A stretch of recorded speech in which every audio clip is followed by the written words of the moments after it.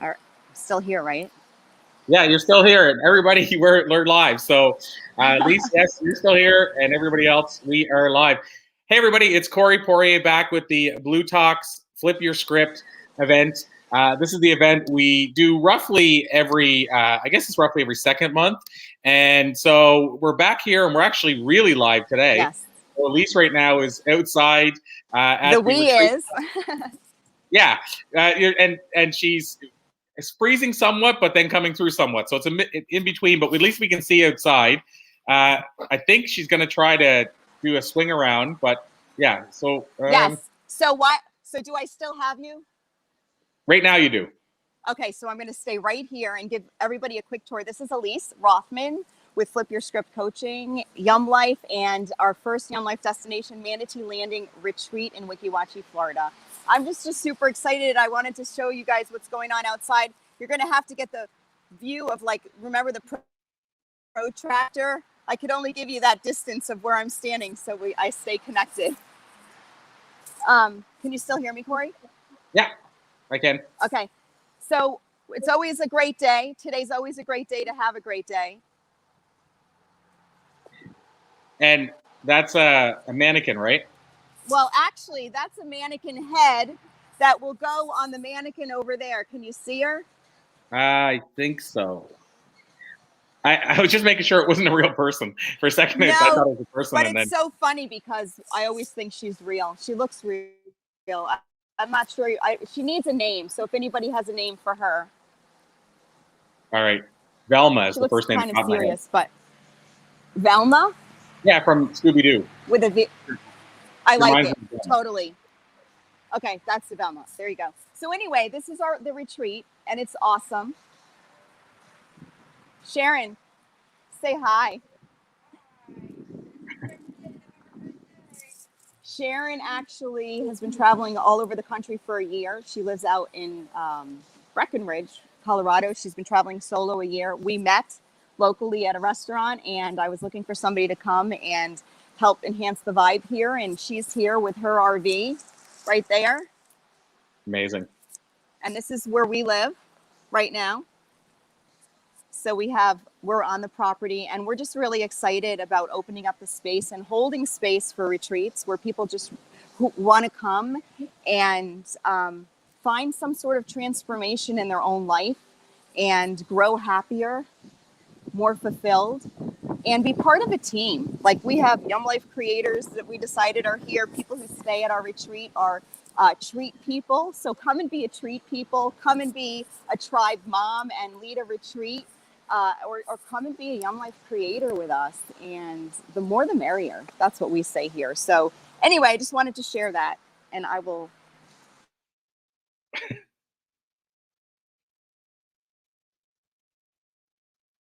I'm not sure if you can hear me, Elise, but you froze up again. So I know you're going into the studio. So I'll let you do that. And I'm going to bring on our very first guest. And so, Lisa, Beck, so excited to see you here. I will tell everybody, as we usually try to mention with bLU Talks, thanks, first of all, for tuning into bLU Talks again, the Flip Your Script event. The website at the bottom, if you're already here, you probably don't need to use it. But for those that discover it and want to know what the upcoming schedule is, that's the best way to do it. You go there, sign up, and then we can keep you informed as to when things are happening. And then at the same time, we give you access to the Facebook group that you can join. This is being broadcast on about 12 platforms, but the Facebook group allows you to, that's kind of where all the good stuff happens. And so it keeps you in the loop. So that's all in the message. Whenever you sign up there, we can keep you in the loop that way. The only other thing I'll say, sharing is caring. People that know, that are used to this event know that the best ways to get free gifts is to comment and or share with a comment, because that's how we keep track of when we do prizes like book giveaways and stuff like that. We basically do draws from the people that comment here. So if you comment, that's your best way to get some goodies. So having said all that and all the housekeeping out of the way, Lisa, Beck, it's so exciting to have you here today. And Lisa, where we typically start when we bring a guest on, and I feel like our listeners and viewers are used to that now, is to get them to tell us a little bit about their journey and backstory. And then we always dive in deeper. But I feel like you're the best person to tell us a little bit about your backstory versus me reading a bio that may be kind of static and just doesn't jump off the page. So having said all that, Lisa will be joining us again soon, but even in the interim, can you tell us a little bit about who you are? Yes, and first of all, thank you, Corey and Blue Sox, for having me on your show. Very, very excited to be here. So, like you mentioned, my name is Lisa Beck, and I reside in Minneapolis, Minnesota. In my story, I am a corrective and exercise specialist. And so that's my background, that's my education. And in doing that for the last 15 years, I do it privately in home. And I have come to work with a lot of people who are chronically ill or injured or have gone through surgery and physical therapy. And what I discovered is as I'm working with people and healing their physical bodies, I learned that we have a lot of healing in our emotional bodies as well. And so healing the physical body, there's a huge tie to the emotional body. And so then that kind of caused me to look internally at myself and say, okay, if I want to be the best healer for my clients, I have to go through this journey as well and heal all the emotional injuries per se inside myself. And so through that, I started reading and researching about self-love and what it means to come home to yourself, and got this idea to write a book. And so then I started journaling and wrote my own book called An Infinite Love on my journey of coming home to myself and what that means and the lessons that I've learned and how to find internal happiness and how to make connections with other people, like heart-centered connections. And from there have developed a coaching practice. And now I'm a speaker and an author and a coach and a magazine editor. And so that's kind of a little brief synopsis of my life along the way. I like to call myself multi-passionate in the form of my career. So I love exploring ideas and things that I'm passionate about and then saying, okay, how can I turn this into something that makes money? Or like, how can I follow the breadcrumbs? Because this idea lights me up or this feeling, and then exploring that. So I always have a lot of things going on in my life because they bring me a lot of passion and joy. Wow. So of course, there's so much we could unpack there. And I love what you mentioned about the multi-passionate side, because I've often said, I've heard the term multi-passionista before, and then I've always said that I'm a multi-passionite because I don't know what the name for a guy would be. Yeah. But I totally get it because I'm not a big, I probably multitask more than I should, and I feel like they say females are better multitaskers than males, and I was raised by a single mother. So I think that's why, is because I got that trait from her. But having said all that, in terms of the multi-passion thing, I basically juggle stuff all the time because I love different things. I get stimulated by doing different things. So I totally resonate with what you're saying. And I will say, and I want to talk to you about this as soon as we jump in, but one of the things that I see that not everybody sees when they see how much I'm juggling is how they're all connected. And so I'm curious to jump right in, and I'm going to bring Elisa on in a second here. But just to jump right in, do you see, Lisa, do you feel those things that you do are connected? And there's nothing wrong with either answer, or are they completely separate and you just love jumping around to the different things? Yeah, great question. And it's been something that I've been really exploring because in the beginning I was almost had to give myself permission to do all the things and wear all the hats that I wanted to do because I felt like they weren't connected at all. Like, how can I be in the physical fitness realm and also coaching and speaking and event planning and editing and writing? And then the more I got into it and the more I explored all these different areas, the more I found the threads weaving together. And then it's been like, okay, how can I braid these threads so they all intermix? So then with my personal training clients, I weave in a lot of my coaching. And then through my editing, I can also bring in some of the lessons that I've learned on my own journey. So it's been this really fun, I'm losing the word, but interactive. Yeah. To weave all these threads together and create my own braid. And my own braid may look completely different than someone else's, and that's okay. And so it's like, again, giving myself permission to to follow these threads and do what I want to do and do what makes me happy. And you know, it's ever unfolding. I love it. Well, and I should say, I like that you mentioned that you struggle with it as well, because I did also. This idea of, is there something wrong with me because I'm juggling too many things? And you know, we always hear this idea. People, I mean, you know, it's the idea of focus. And I will say, here's where I had challenge with it. And Lisa, I definitely want to bring you into this. But after interviewing, which still seems insane to me, but 6,500 plus high achievers, one thing I noticed is the majority of them are very focused, laser focused, and I'm not.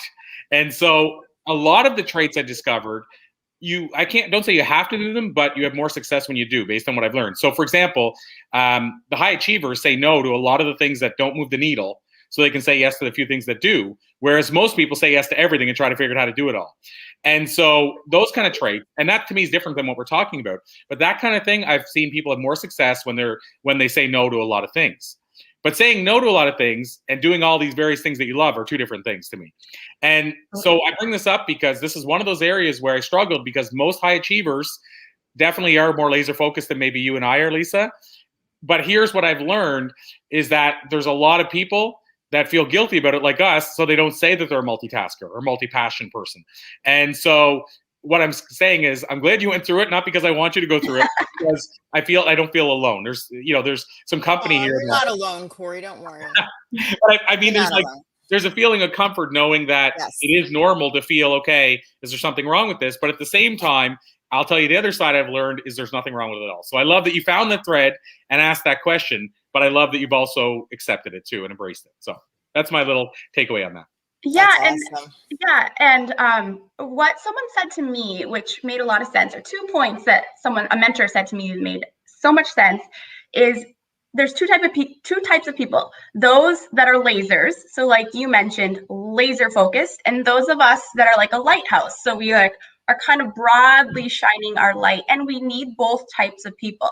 We need the laser focused who can zone in and really bring whatever they're working on to that extreme height, that top of the peak. And then we also need the lighthouses that shine the light across the sea to help maybe we highlight the laser focused people. So we need both types of people. And then I also really struggled with, like, okay, how do I manage all these things? Like, I am again, like you said, Corey, one of my strengths is being a great multitasker, but I do feel guilty sometimes of like switching from one project to the other. And am I giving enough to one area of my life? And a mentor told me it's almost like having multiples. Like, how can you nurture one area and have it be okay? So when you set it down, it's fine. It can breathe on its own until you have the time to go back and pick it up again and nurture it with what it needs. And so that really helped me feel good about That's a direction. good mind seed. Yeah. That's a good flip of perspective right there. Didn't it shift your entire reality? Totally. Yes. See, there you go. That is a living, interactive example of flipping your script. It's about shifting the perspective, and the entire reality that you're living in changes. I love that. Yeah. Yeah. It helped me a lot. It's going to help me a lot too. I'm borrowing it. I'm planting the seed. And this conversation is resonating with Jim Woolley, who said, "Thanks, Corey, Lisa. My new professional designation will be MPP, multi-passion person." Oh, I love that. Yay. Multiple passion person, multi-passionate person, I've heard too. Mm-hmm. Yeah, well, multi-passionista is what I was mentioning earlier. I've heard people say, for females. Is that like, somebody with sass? A little sass? Yeah, it's like a passionista for passion people, I think. And then Kelly Cardenas said, "What's up, Corey?" We got to get Kelly, if he's listening still, we got to get Kelly Cardenas on the show at some point soon. He's got a super cool story. He's a salon owner that runs a whole bunch of salons in your neck of the woods, Elise. I guess. Well, no, I correct that. Sorry. I think he has one in Florida. I could always use a good saloner. But I was gonna say California is where he's at, actually. His main place. He has multiple places. And anyway, so we should bring Kelly on at some point. He's got a new book out. That would be fun. And he's a super cool guy. And then we have Wahoo everyone, which I don't know who that is, but it may be the same person yesterday. I think it's Elliot. So can I just say something? I'm going to just share this. It's so funny. I go into our home, our mobile home on wheels. Winnie Pooh is her name. She's our RV, the Winnebago. And he's in the office on meetings. And I come in and I'm like, yeah, that was great. We had a great time yesterday. Great guests. I know I hopped off. Thank everybody for showing up yesterday. Thank you for showing up today. Amazing stuff. And he's like, woohoo my ass. And that was him. He goes, and then I felt like, I didn't know if that was like okay for your show. So I deleted the post or whatever. But I'm like, Corey thought it was so funny. No, woo woo. It was woo woo my ass or something he wrote. It's him. It's Elliot, I bet. You just took the words out of my mouth, because when I saw wahoo everyone, I was just about to say, I wonder if that's the same person that said woo. I was literally going to say. Well, that's what I was saying. So it's Elliot. That's my fiance, and he watches all the shows and he digs it, and then he throws it right back at me when I'm having a Momo, because I'm human. Oh, love I'm that. like, you did pay attention. He goes, always, babe, always. Well, that's the thing, right? It's better even if he throws it back at you, he's paying attention. That's the key thing. I know, and you know what? I welcome it. I'm like, oh. You know how many women I would Flip say? my script. I'm flipping my band right now. I'm going to speak for females here, even though I don't probably have that right. But you know how many females would love that if the guy was listening that intensely, that he said, "Here's what you said," and are you going to stand behind it? Oh, Listen, I intended a me. I just got a cute male me that I get to play and create with. So I'm good with that. That was one of the times when I wasn't clear enough, but it was okay. So, Lisa, one of the other areas I wanted to dive into, and if you watched any of these, it's a coffee conversation almost. We jump around a lot, but I wanted to also. So I'm getting a bit of feedback. I wonder if that's from my side or not. Okay, so while you're getting feedback, can I ask you a question? I missed how you're lending to reviving the world. Is that to me? Yes. How am I lending to revive the world? Well, I am a self-love empowerment coach, author, speaker, and I'm also a personal trainer. And I consider myself a lighthouse on the shore, welcoming ships home to themselves. I absolutely love it. You know what? We're going to put a lighthouse here because we're at the end of a canal. That would be so great to just be the light and have everybody who's just come by, metaphorically and metaphysically speaking. Yeah. Yep. Wonderful. That's awesome. Cool. You'll have to come and see it. Absolutely. So, Lisa, what I wanted to ask you about is, and I think you can say this or share this, that you're now working with a new magazine. I am, yes. I only said that much to make sure that you'd nod your head that I could say it. But there's a new magazine coming out. I mean, literally, tomorrow or next day? Yeah, April 1st. April 1st. So that Lisa is now heavily involved in this new magazine, which I love to see. Can you tell us a bit about the magazine and I guess your involvement in it as well? Yeah, this is, it's a funny story. The universe works in mysterious ways. So through you, Corey, I got connected with our mutual friend, Maria, and had a meeting with her to be a contributing author to the magazine. And the magazine that is right up my alley. It's all about empowerment and being a modern warrior. It's called the Life Quote Journal, Inspiration for the Modern Warrior. And it's guidance and true stories from real people, real authors on their journey, and anything from relationships to parenting to self-care to self-love to any sort of guidance, any sort of empowering the modern woman. It's kind of geared towards women, but we have a lot of men authors as well. And so I met with Maria to be a contributing author. And then that little voice inside my head said, ask her how you can be of service to the magazine. And so she asked me, do you have any questions? And I just said, yeah, Maria, I would love to be of service to you and the magazine and help birth this publication in any way that I can. And her jaw kind of dropped and she was like, I literally just put it out to the universe that I needed help. That's awesome. And so I was like, well, here I am. And anyway, so now I'm the editor of this wonderful magazine, and it's been such a challenge and so fun. And it's really been great working with our authors, many of them who are bLU Talk authors as well.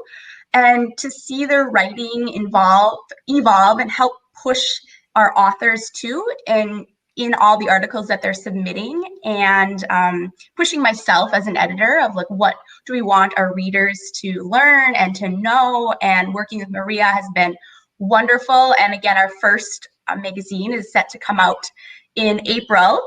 And so we're super, super excited about that. Well, does it have a name? Yes, the magazine is called the Life Quote Journal. The Life Inspiration Quote Journal. for the Modern Warrior. I would love to have a conversation about how we can be of service and how we can contribute to the growth. Yeah, absolutely. Well, and Elise, this is a sort of a side note, but I'm connecting you with her actually. Like, remember we talked yesterday about? Oh, yes. That's who I'm connecting you with. So, well, hello. I think either way you'll manifest that anyway. Yes. So it's interesting, and I will add that I'm really excited too because my girlfriend, who I talked about yesterday, has been sober for 6 years, and she very much embraces the fact that she had an addiction and how she can serve and support other people with addictions. And so this is officially, she wrote a column in the first issue, finishing her column for the second, or she sent it. I'm not sure which. Oh, that's exciting. And so this is kind of her first foray into actually writing a regular column and about her battles with addiction, which I think can serve and support so many. And so I'm super stoked because it's super exciting to see her that excited.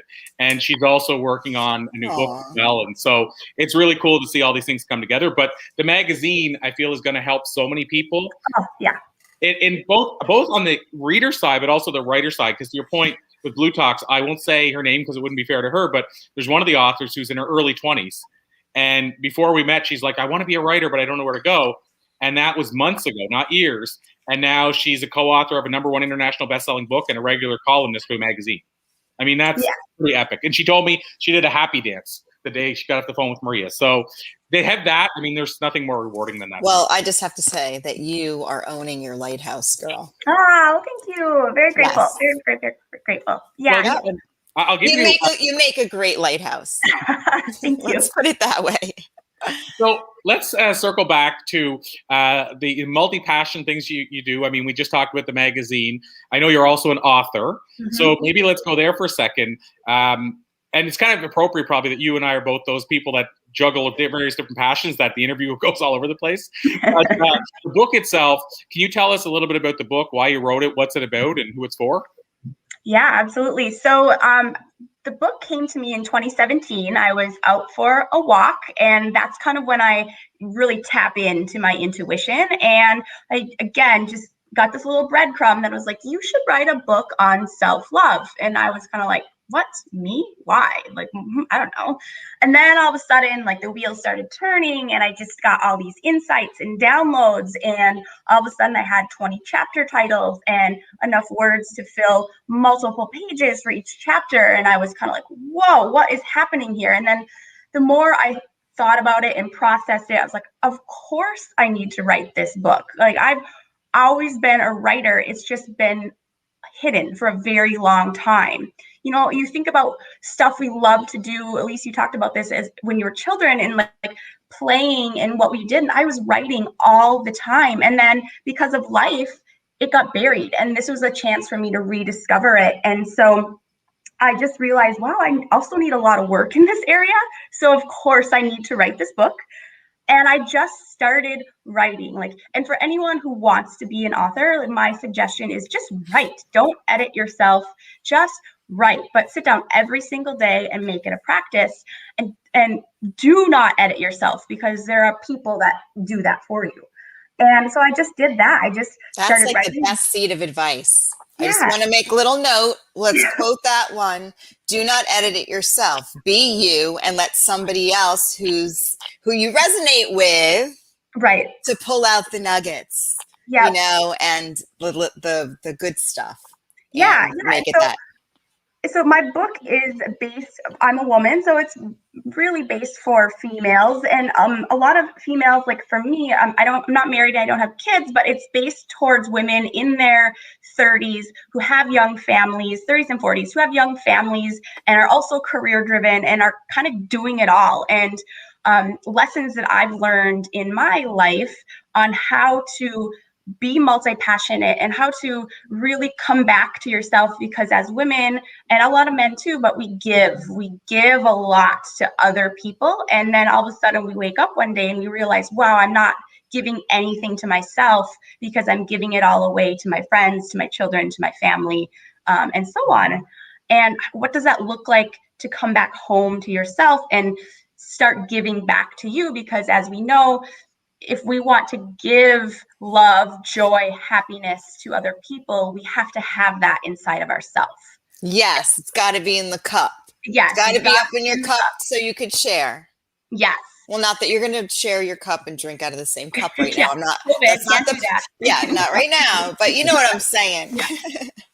Yeah, so the book is, each lesson has about 4 or 5 chapters to follow, and then some call to action. So whether it's journaling or meditating or YouTube videos to watch or research to do or actions to take. And so it's really kind of a self-help step guide to help you come back to who you are deep within your soul, to learn to love yourself unconditionally. I absolutely think that that's a brilliant idea. And I love the call to act. It's interactive. It's like, be Mhm. part of this, because it's our own experience. We talk about that a lot, Corey. It's like, me with my hands on my hips, even though you can't see it, sitting here is like, if you don't know they and them, then we don't, then we don't know the experience that we would have with they and them. So it's the same concept about allowing whoever it is that's going through this to become aware of their own journey. Yeah. One of the other things that you had said there about we have to have it as well, it makes me think of this quote by this gentleman. I'll give him credit. And whenever he said the quote and I gave him credit, and then he said somebody else told it to him. So I don't know whose quote it is, but basically I'll give it to credit to him. His name is Matt Whitman. He's the crown prince of networking. That used to be his title. He was so connected and connected so many people. But he said to me in an interview one time, he said it this way: if you want more hugs, give more hugs. And I think that applies to everything. If you want more love, you need to give more love. Yes. And so to your point, I think if you want more of it, you have to give it. But here's the flip side of that. You also have to be a good receiver. That's right. Otherwise, then who are we going to give to? Right. If we're all givers. That's sometimes with my clients, I'm like, but listen, you're doing somebody a favor. You're being their gift by receiving, because they're now able to feel good about giving. You know what? I shouldn't use the term used to.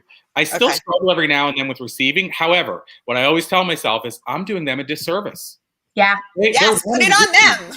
Yeah, but they're running to give to me, and I'm robbing them of that. And I'll tell you where I used to do it a lot as a speaker. You go out and do this talk, and you have somebody comes up and says, that talk just changed my life. And being a tough receiver, I would go, oh, well, thank you. I've been doing this a long time. When you're passionate, and I make excuses as to why. Like, I'm almost like feeling guilty that they're saying you changed my life, because that's such a heavy thing that I'm then going, well, thank you so much, but really, so-and-so deserves the credit. Like, I'd find a way to basically take that gift from them that they're giving me, because I thought that I got to stay humble. But yet, by staying humble and not being a good receiver, I was robbing them of that great gift of me just saying, thank you so much. That just made my day. That's all I would have to say. And yourself for owning the fact that you are just that great, Corey. I mean, come on. It's okay. Like, when you know you're great and you own you're great, then you can be authentically great. And Corey, I like what you said when we have this feeling or need that we have to justify things. And we shouldn't have to. We should be able to receive a compliment and just say, thank you. I'm so glad it spoke to you. And then just stop. But let's make a pact. Let's make a pact right now, today, as an experiment for the rest of the day. We will be gracious receivers of all the compliments. So bring it on in the comments. We're going to say thank you. We're going to own it. We are going to be the change today. Are we in? We're in. Fist pump, Corey. We're in. Well, and I'm going to say, because this is a great example of this. And then, Lisa, I want to circle around to the next area of Lisa's life. Yeah. But I have to say, so I'm not going to say, obviously, whose name it is, but I'm just going to read what somebody said to me today. And it reminded me of this. So where is it at here? I said, so basically it was somebody, I'm doing a write-up related to our influencer vault that we're about to launch. And I asked her, asked 5 people, can you take a listen to this and say, tell me what resonates and what doesn't? just basically on what the write-up about, here's what we're launching. And this one person came back and she made some really powerful changes. And she said, I hope you find some helpful things in there. I think I nailed it. Thank you for the opportunity to allow me to feel badass. Oh, I love that. Yeah. And you know what? This person, if you met her, you would never see her as a person that you would think, like, just in general, you'd never think, oh, this is the person that thinks highly of themselves. But and she just owns, you know, she knows sometimes I knock it out of the park. Sometimes maybe I don't, sometimes I do. But I love that, you know, she responded by thank you for this. I think I nailed it. I love that. How powerful is that? She was fully in her power. That's amazing. Oh, can I just tell you? So Elliot, who is like woo woo my, you know what he posted, he is the epitome of.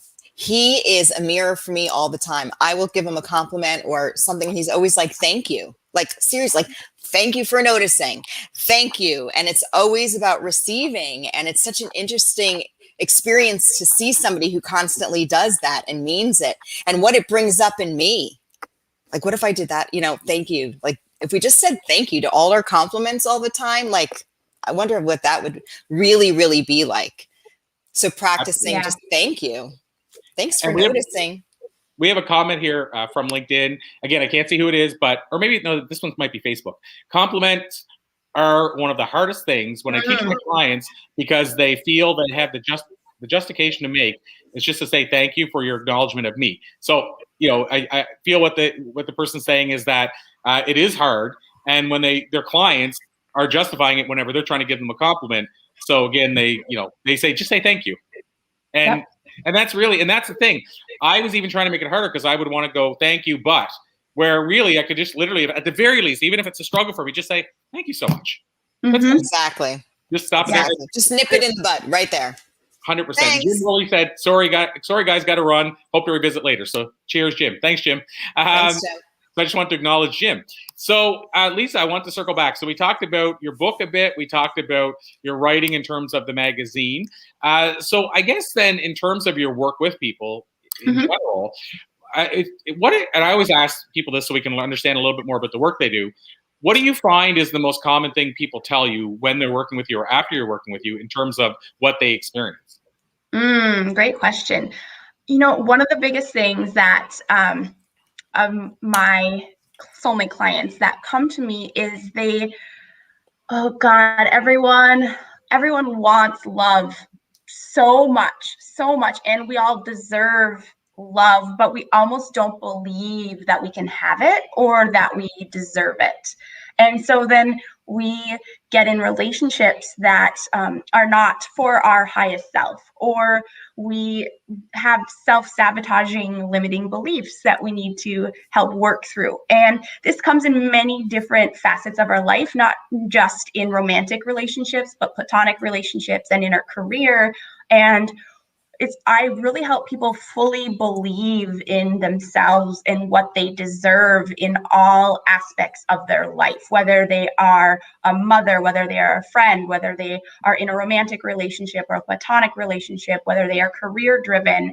And so that is the whole journey of my coaching, is really taking people who want and believe more for themselves and helping them step into that and embody that. And then also helping them find balance in their life. Because as you know, when we're multi-passionate or when we're super busy running here and there, we lose ourselves. And how do we balance work, and how do we balance life, and how do we balance families and relationships?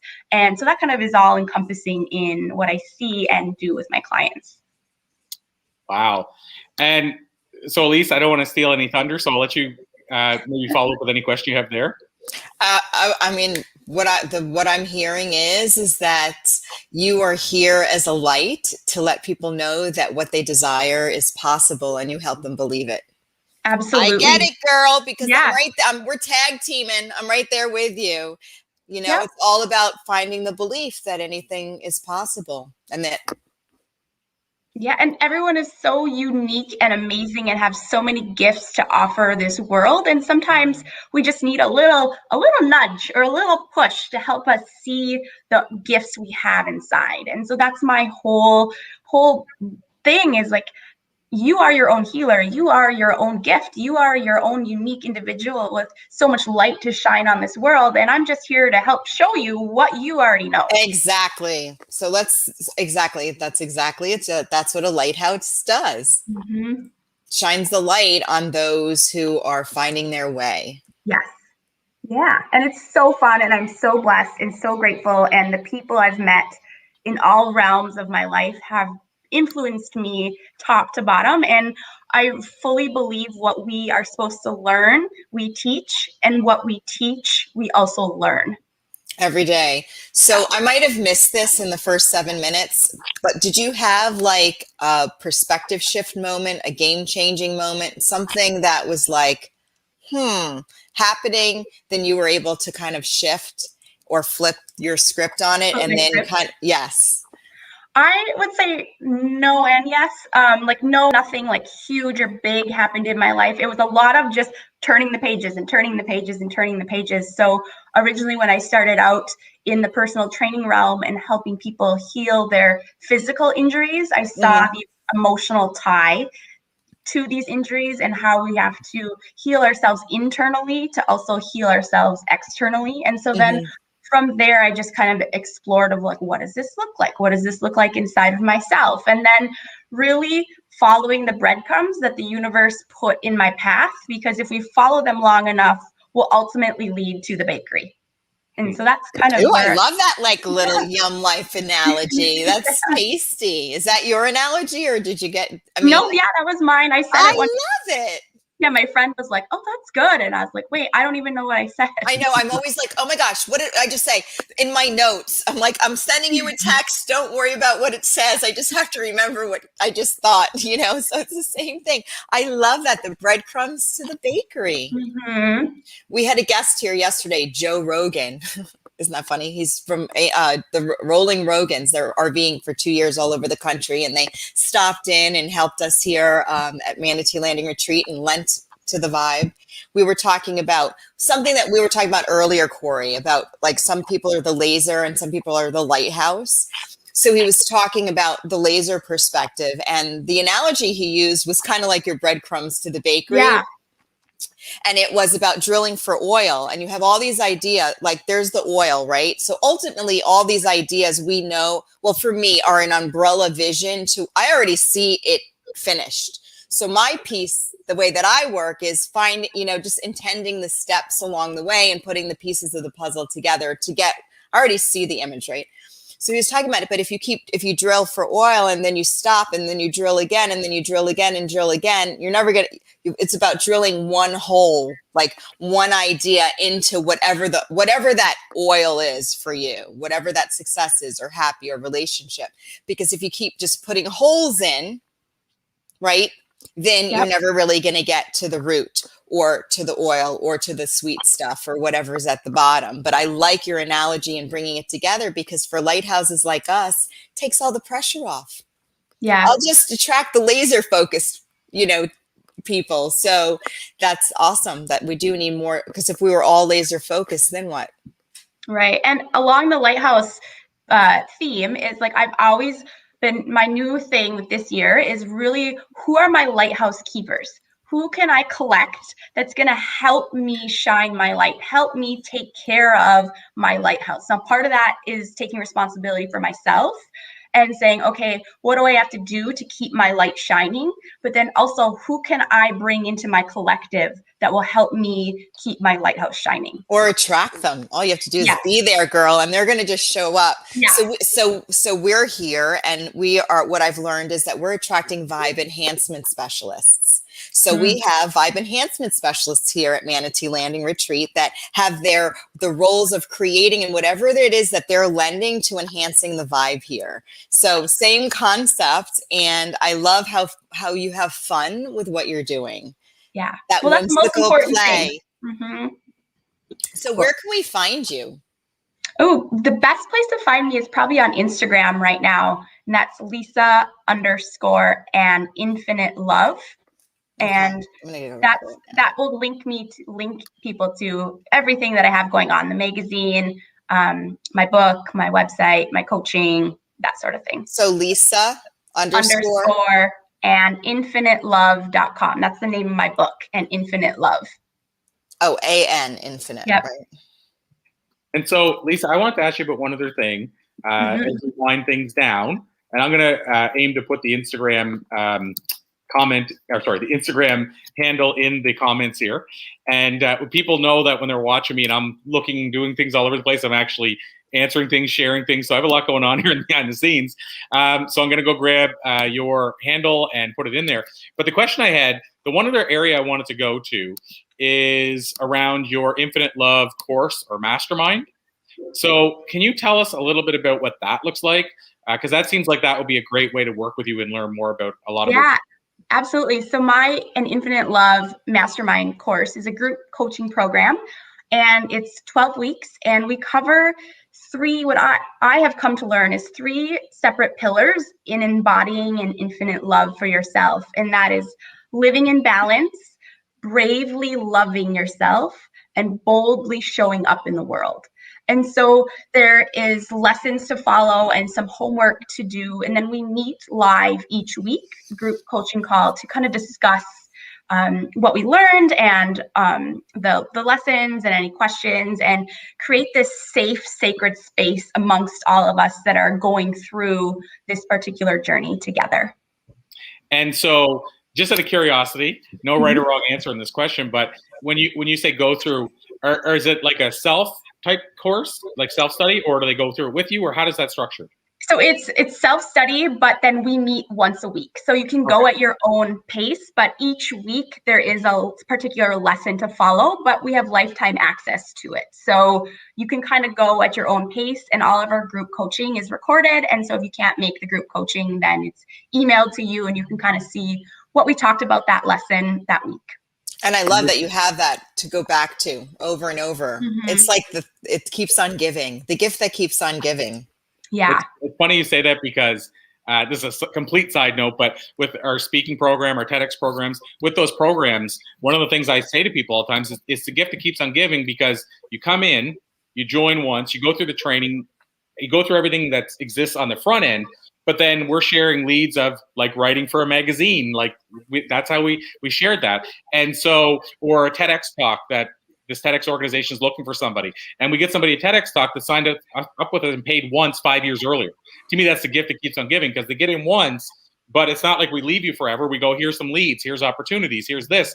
And I love that. I think, that's at the end of the day, if you're going to offer something to somebody, there's nothing greater than whenever they sign up, and maybe, just maybe, they don't even use the benefit. I've had this happen. They haven't even went through the training ever yet still, which is sad. But I've had people sign up and never go through the training, but ended up getting leads from me, opportunities, speaking engagements that paid them $3,000. And they're like, I never went through the program, but I got my money back many times. But it was enough. They set the intention, and they're holding space for it. Yeah. Yes. I love when somebody gets, they get something they didn't even expect. And you can only do that if it's the gift that keeps on giving. So one thing I want to tell you, Lisa, somebody said, please post her Instagram name again. That's not what I want. Yeah, because I can't find you. Is it An Infinite? Can you put it up in there, Corey? I did put it up there. Here's what I'm going to do. I'm going to put it on the screen. Yes. Yeah, there you go. An Infinite Love. And I copied it right from her page, so I know that's the right one. So, Lisa, I was going to mention one thing that we do from time to time, so I'm going to put it out there now as we bring things to a close, is I mentioned we like to do giveaways throughout the week. So I'm going to purchase a copy of your book to do as a giveaway, and then I'm going to purchase, I'm saying this out loud to force myself to do this, I'm going to buy a copy for my girlfriend as well.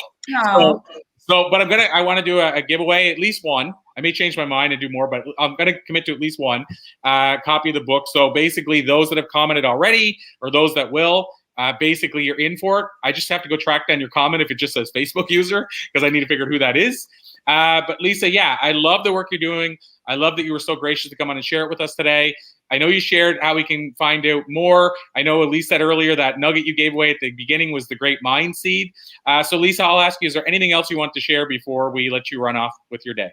Yeah, how about we share, if anyone is interested in the magazine, to just go to lifequotejournal.com, and that has all the information for the magazine, and there's a preview article that they can read and learn a little bit more. If they want to be an author, they can get in touch with us through that. So lifequotejournal.com. And you know what? I always recommend hopping onto, at least for me, the stream that I run is the Facebook Blue Talks Mhm. Flip Your Script page. So if you could just put in the comments what you just shared with us, Yep. and also could you do me a favor? Remember those 3 things? Something bold. There were Oh, 3 yeah, things. the Could you pillars. put that in there? Can you put the 3 pillars in there too? I thought that was pretty powerful. I like 3 things, 1 word. That's really clear and to the point. So if you'd share that in the comments, I think that would be really, really beneficial for everyone, myself would- included. More than happy to. Thank you. That's awesome. Lisa, this has been an absolute pleasure. I knew it would be. Thank you so much for bringing one of the things. I mean, we see this with so many of our guests, which is so amazing. But you bring such a good energy. Oh, thank you. Such good energy today. Even in your pictures, I have to tell you, like, there's only certain people you can say this about, but your pictures even carry that energy. Yeah, Like, I am so blessed. I had a great photographer who really captured the essence of how I feel and what's inside. it's amazing. I feel like it makes somebody comfortable immediately whenever they're going to reach out to Lisa and say, hey, I wonder who she is and stuff like that. So tell the photographer they did a good job. Yeah, good job. Great I'm job. gonna take that compliment, Corey, and I'm gonna fully receive it. Did I just hear a thank you? Well, and like I said, I say that like in terms of the compliment to the photographer because I don't say that often. There's not many times you can look at a photo and say, I get an energy from this photo. So whoever they are, and I have a photographer, I'll give her a shout out. Her name's Kathy Dugay, who has taken a bunch of my pictures. And those are always the pictures people say, oh, I feel like I know you from the picture. So it is, there's a big art there to be able to do that. So anyway, so your photographer did a good job. Thank you. Lisa, the last thing is, as we mentioned, the magazine, people can learn more at lifecoachjournal.com, and they can check you out on Instagram, and that's the best way to connect with you. So in the interim, I want to thank you so much. In the out term, I don't know if that's not the proper term, but in the bigger picture, I wanted to call this to be continued with your permission. Yes, absolutely. Awesome. Anything else you want to add, Elise? No. Okay. Awesome stuff. Well, Lisa, like I said, you crushed it. It was an absolute pleasure. Thank you so much for bringing your wisdom and sharing your story today. Thank you, guys. Very blessed to be here. Awesome. Thanks so much. Perfect stuff. So, I'm gonna bring our next guest right on, Elise, if that's okay with you. Mm-hmm. Hey, Nicole. Hi. How are you? Can you hear me okay? I'm doing fantastic. How are you doing, Elise? Oh, we lost her. Yeah. I was just realizing, because I have my presentation, and I was wondering if I share it, does that mean people won't see me? No. So you could share it, right? Yeah. So the way we do that, we'll share it, and then I'm going to do a share, or actually, you can share it on your side. You should be able to on the share screen down below, and then I'll see it come up. And then what we'll do when you're presenting, Elise and I will jump backstage, and then you'll still be on the screen. But you might not be able to see yourself on the screen, but we can see you.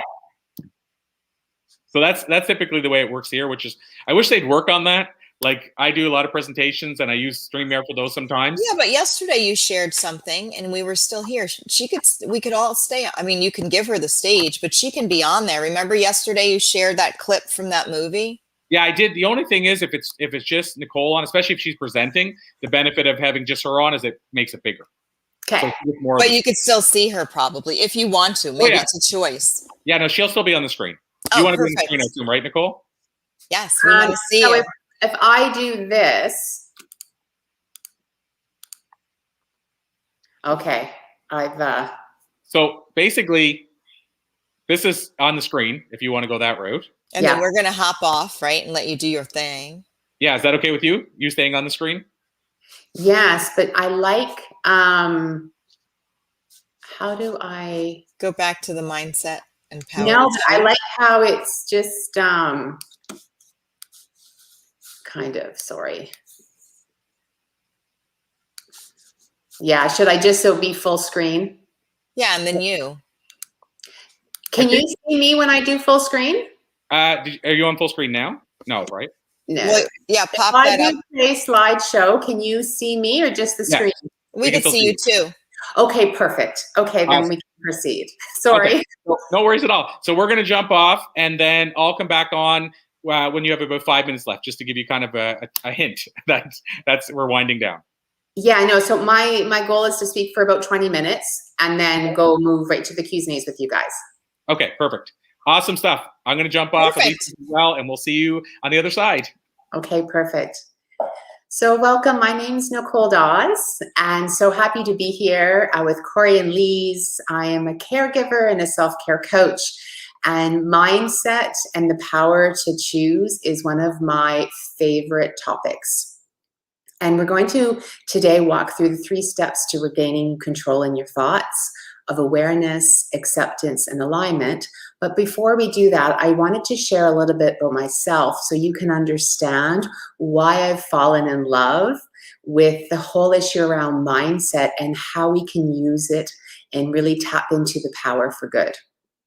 So I am the proud mom of 2 kids. My son Jordan will be 15 next month, and my daughter Summer is 12. And Summer has a rare genetic disease and autism. So that means I've been a caregiver for over 12 years. And my life changed dramatically at 18 months when the chief neurologist explained that Summer was severely delayed and would need weekly therapies to advance. So we started with physical therapy so she could learn to walk, which she did at 2.5 years, occupational therapy so she could learn to put on socks in her pants, and then hold a spoon and a fork, and then we moved into speech therapy. So you can appreciate during these stages, I was in shock and in survival mode. But what was most fascinating now when I look back is how negative my thoughts were. I was angry. I actually thought I was being punished for all those bad things I did before motherhood. I was resentful. I felt so much guilt that I couldn't show up to be the parent that I wanted to Jordan because so much of my time was, being consumed with Summer and finding her the therapy she needed.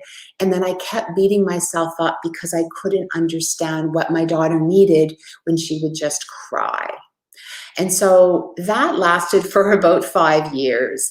And then I started reaching out, whether it be coaches and energy healers, and just knowing that I was unhappy and figuring out, how do I change where I'm at? Because if Summer's only 5, and I will be her caregiver for her entire life, I say until one of us takes her last breath, I don't want this to be my trajectory. And so this is when I really learned about the power of mindset. And the biggest thing for me was when somebody explained that my thoughts are not my own. And that took me a long time to understand what that meant. Because of course there are thoughts, our mind, our brain, like they're in our body, and just, growing up, there was just this constant reel of chatter in my head, but it never ever took the time to step back and have awareness of what are these thoughts actually saying? And as I said, once I became aware, and it says mindset is about the awareness of what you're thinking, what you're feeling, and eventually being able to step back and ask yourself why. And so when I was in the thick of it and I was not feeling at my best, I was like, why am I consumed with so many negative thoughts? And some of my popular negative thoughts are why am I so hard on myself? And specifically to our situation, I would be out and I would see another family having this amazing family activity, and I would become so jealous. That was my vision. That was something that our family was supposed to be experiencing. And then I would be at the park with my daughter and I would see other kids her age playing, and I would become so sad and I would mourn the daughter that I didn't have. And so you can appreciate these are very powerful thoughts, and they were really all consuming. And so I'm sure that you can relate in the sense that you have your own stream of negative thoughts. We all have our own stream of negative thoughts. But the good news is how we can move from awareness into acceptance.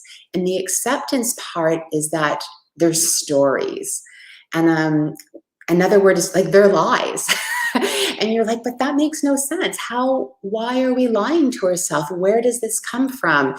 And that I actually had a release. And I encourage you in the sense, don't try to understand so much the why, but just the acceptance that they're there. Because my experience is once we start noticing our inner dialogue, and we become surprised at how negative, how judgmental, and how mean we are to ourselves, that can be the turning point where we pivot and we make the decision that, like, no, I don't want to speak to myself like that. I mean, I think when we take that time to really step back, we're like, I would never speak like that to my child, to my partner, or to my best friend. And you realize, well, I want to start talking to myself like I do to other people. And the example that I like to use that I think is so relatable to people is, have you ever stood in front of the mirror, whether it's naked or in your underwear, and judged yourself? I mean, I know I have.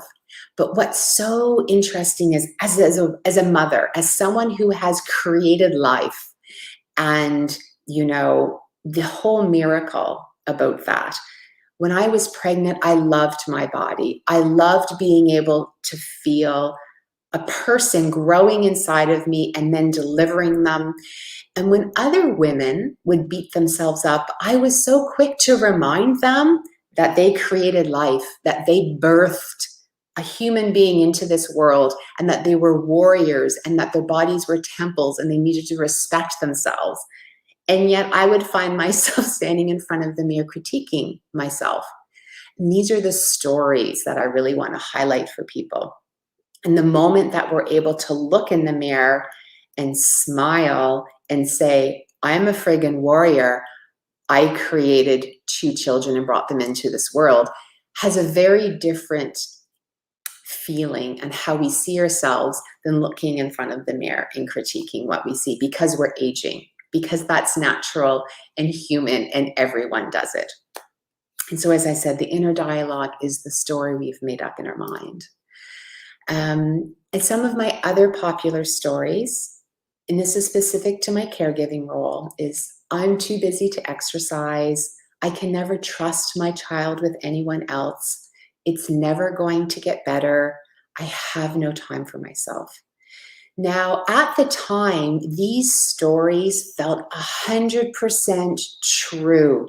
There was no denying them. But the powerful thing is that they were a story, and therefore I knew I had the power to change them. Now, I want to let everybody know that these negative thoughts and these stories that can sometimes cripple us and feel very, very small, it's not our fault. And this is like really part of the acceptance. It's really accepting that they are part of who we are, and they show up at sometimes the most inopportune times when we least expect them. Sometimes we're having the best day of our life or the happiest moment, and then here shows up a negative thought. Don't judge yourself and don't get upset. Just like, hello, negative thought. But one thing is that I can't believe it took me 40 years to figure this out. And I kind of laugh about it because I'm like, oh my gosh. But that's why I feel so passionate about sharing the importance of mindset, and that we do have the power to choose our thoughts. You could be 50 or 60 and hearing this, that's okay. Or you could be 20 or 30 and then I say, yes, take this in, challenge those negative thoughts, turn those negative thoughts into positive thoughts. There's no judgment, there's no right or wrong. It's simply wherever you are in your journey of life, just take this information, take a moment and see if you can make a difference or make a change, make that pivot. And I'm going to be giving you 3 tips at the end that will also help improve this. And that's why I say I think it's so important that we're teaching this in schools and that these conversations are being had. Because if we're never taught these things, if these discussions don't take place, then we believe that all of these thoughts, that we're all alone on our island of negative thoughts. And then when you talk about it, you realize, oh, everybody has negative thoughts. thoughts, sorry. And it doesn't matter who you are, what your title is, your income, the color of your skin, your culture. Everybody has negative thoughts. It's really all about mindset and how to harness those. And that's why I love talking about mindfulness. And so the definition that I found that I really like is mindfulness is the basic human ability to be fully present, aware of where we are and what we're doing, and not overly reactive or overwhelmed by what's going on around us. I mean, considering that we've just hit a year in COVID, I know that can be a lot to ask of somebody. But even in my caregiving role, that was a huge challenge, needing to not overly react or be overwhelmed by what's going on around us. So one thing that I love talking about when I'm working with caregivers is I call it a control audit. And I say, get out a piece of paper and just put 2 columns. And then you write things I can control and things I can't control. And very quickly, you realize there's 2 things you actually control out of everything in the entire world. One of them is your thoughts, and the other is how you act and react. Everything else, everything that you're spending your energy on, you're getting upset over, those go in the other column. Now, I'm not saying this is an easy task. I mean, the task itself is easy, but you actually understand and appreciate, how do I let control of all of these other things that are consuming me? The first time I did the list, I was like, you mean my son's not in the list of things I can control? That's very humbling as a mother. To recognize, oh, sugar, he goes under that list of things I actually can't control. But this is what I love to call unlocking our power. And this is how we can move into alignment.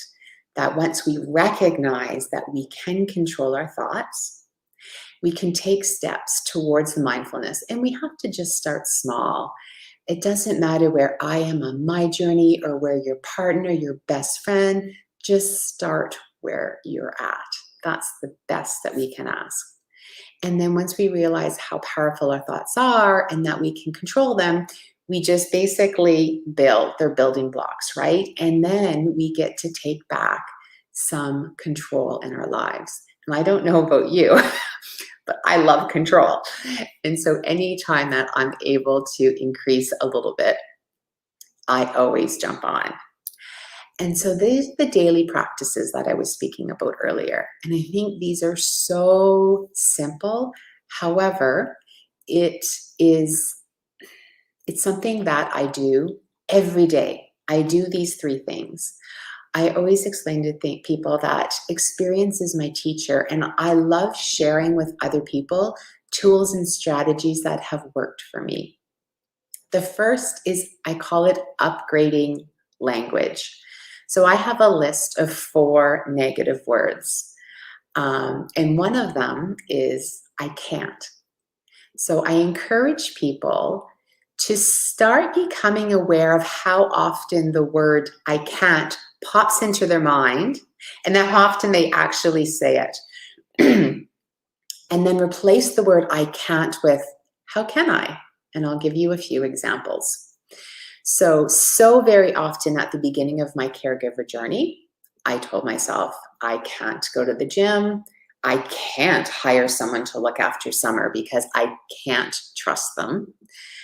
And then what I would say out loud is I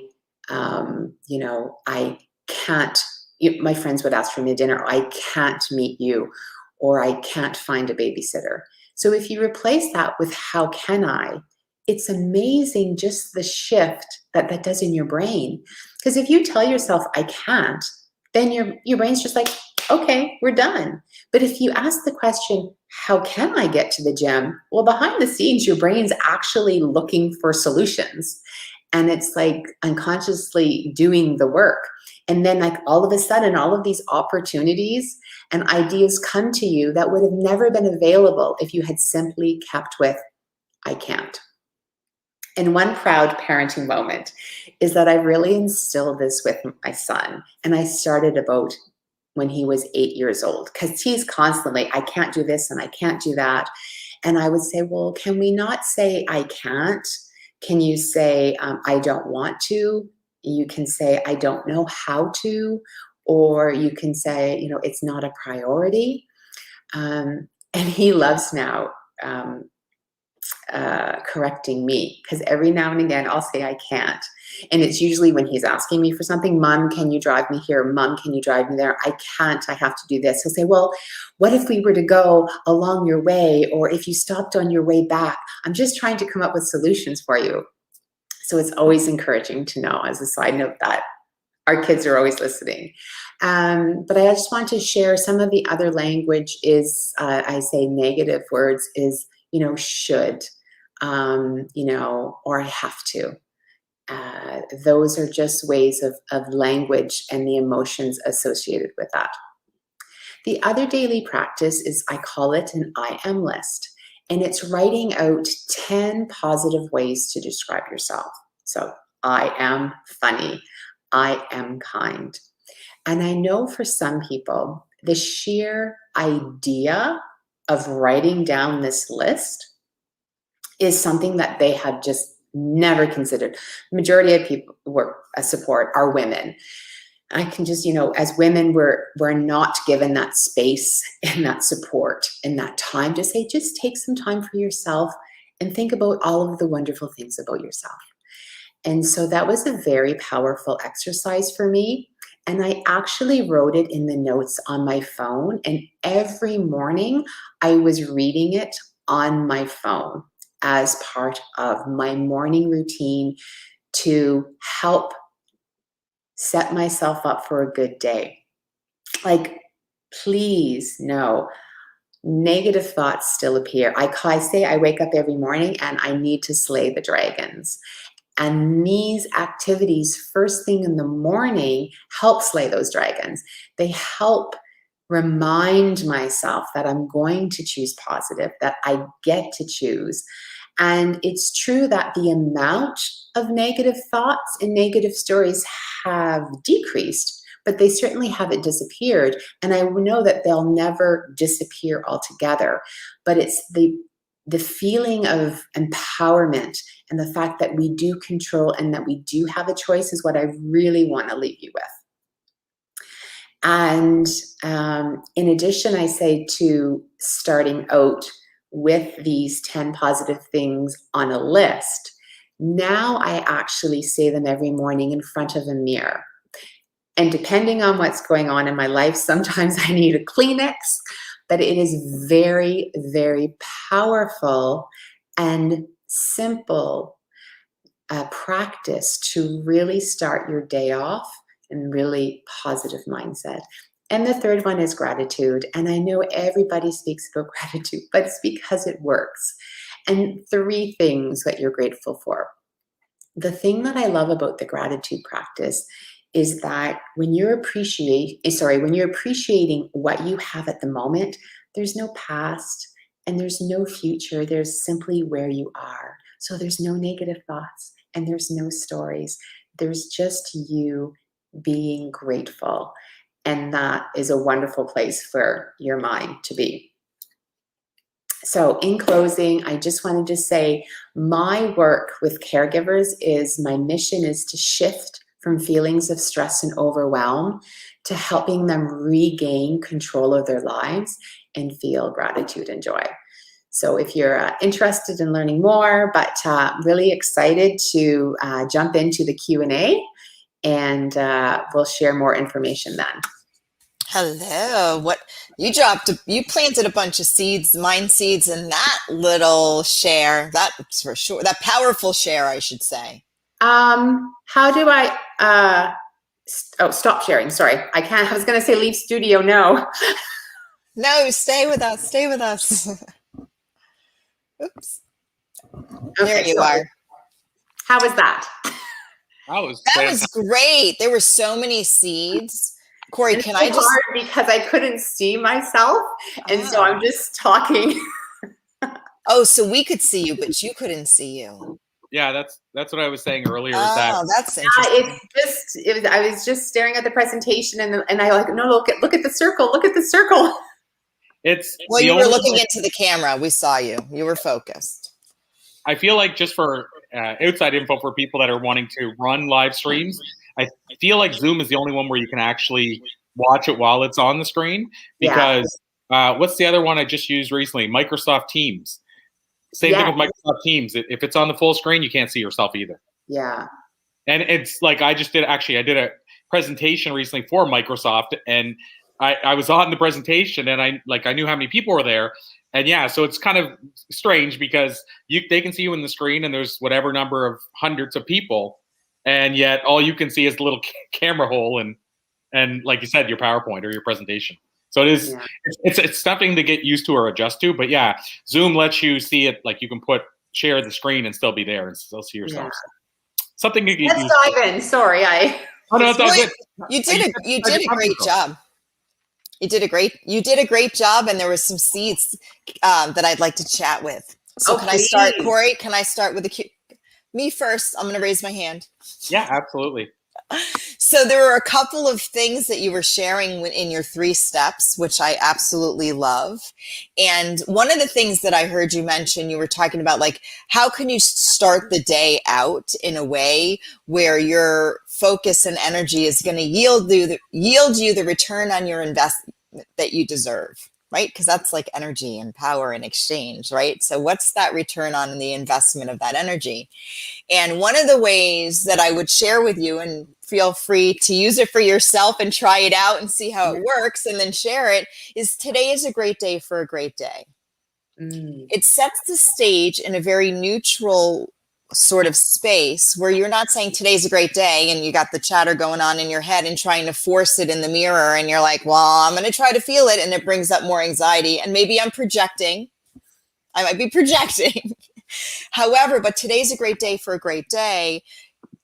It is a great day for a great day. However it unfolds, we're connected to more of what we would like to have grow in our life, but it's neutral.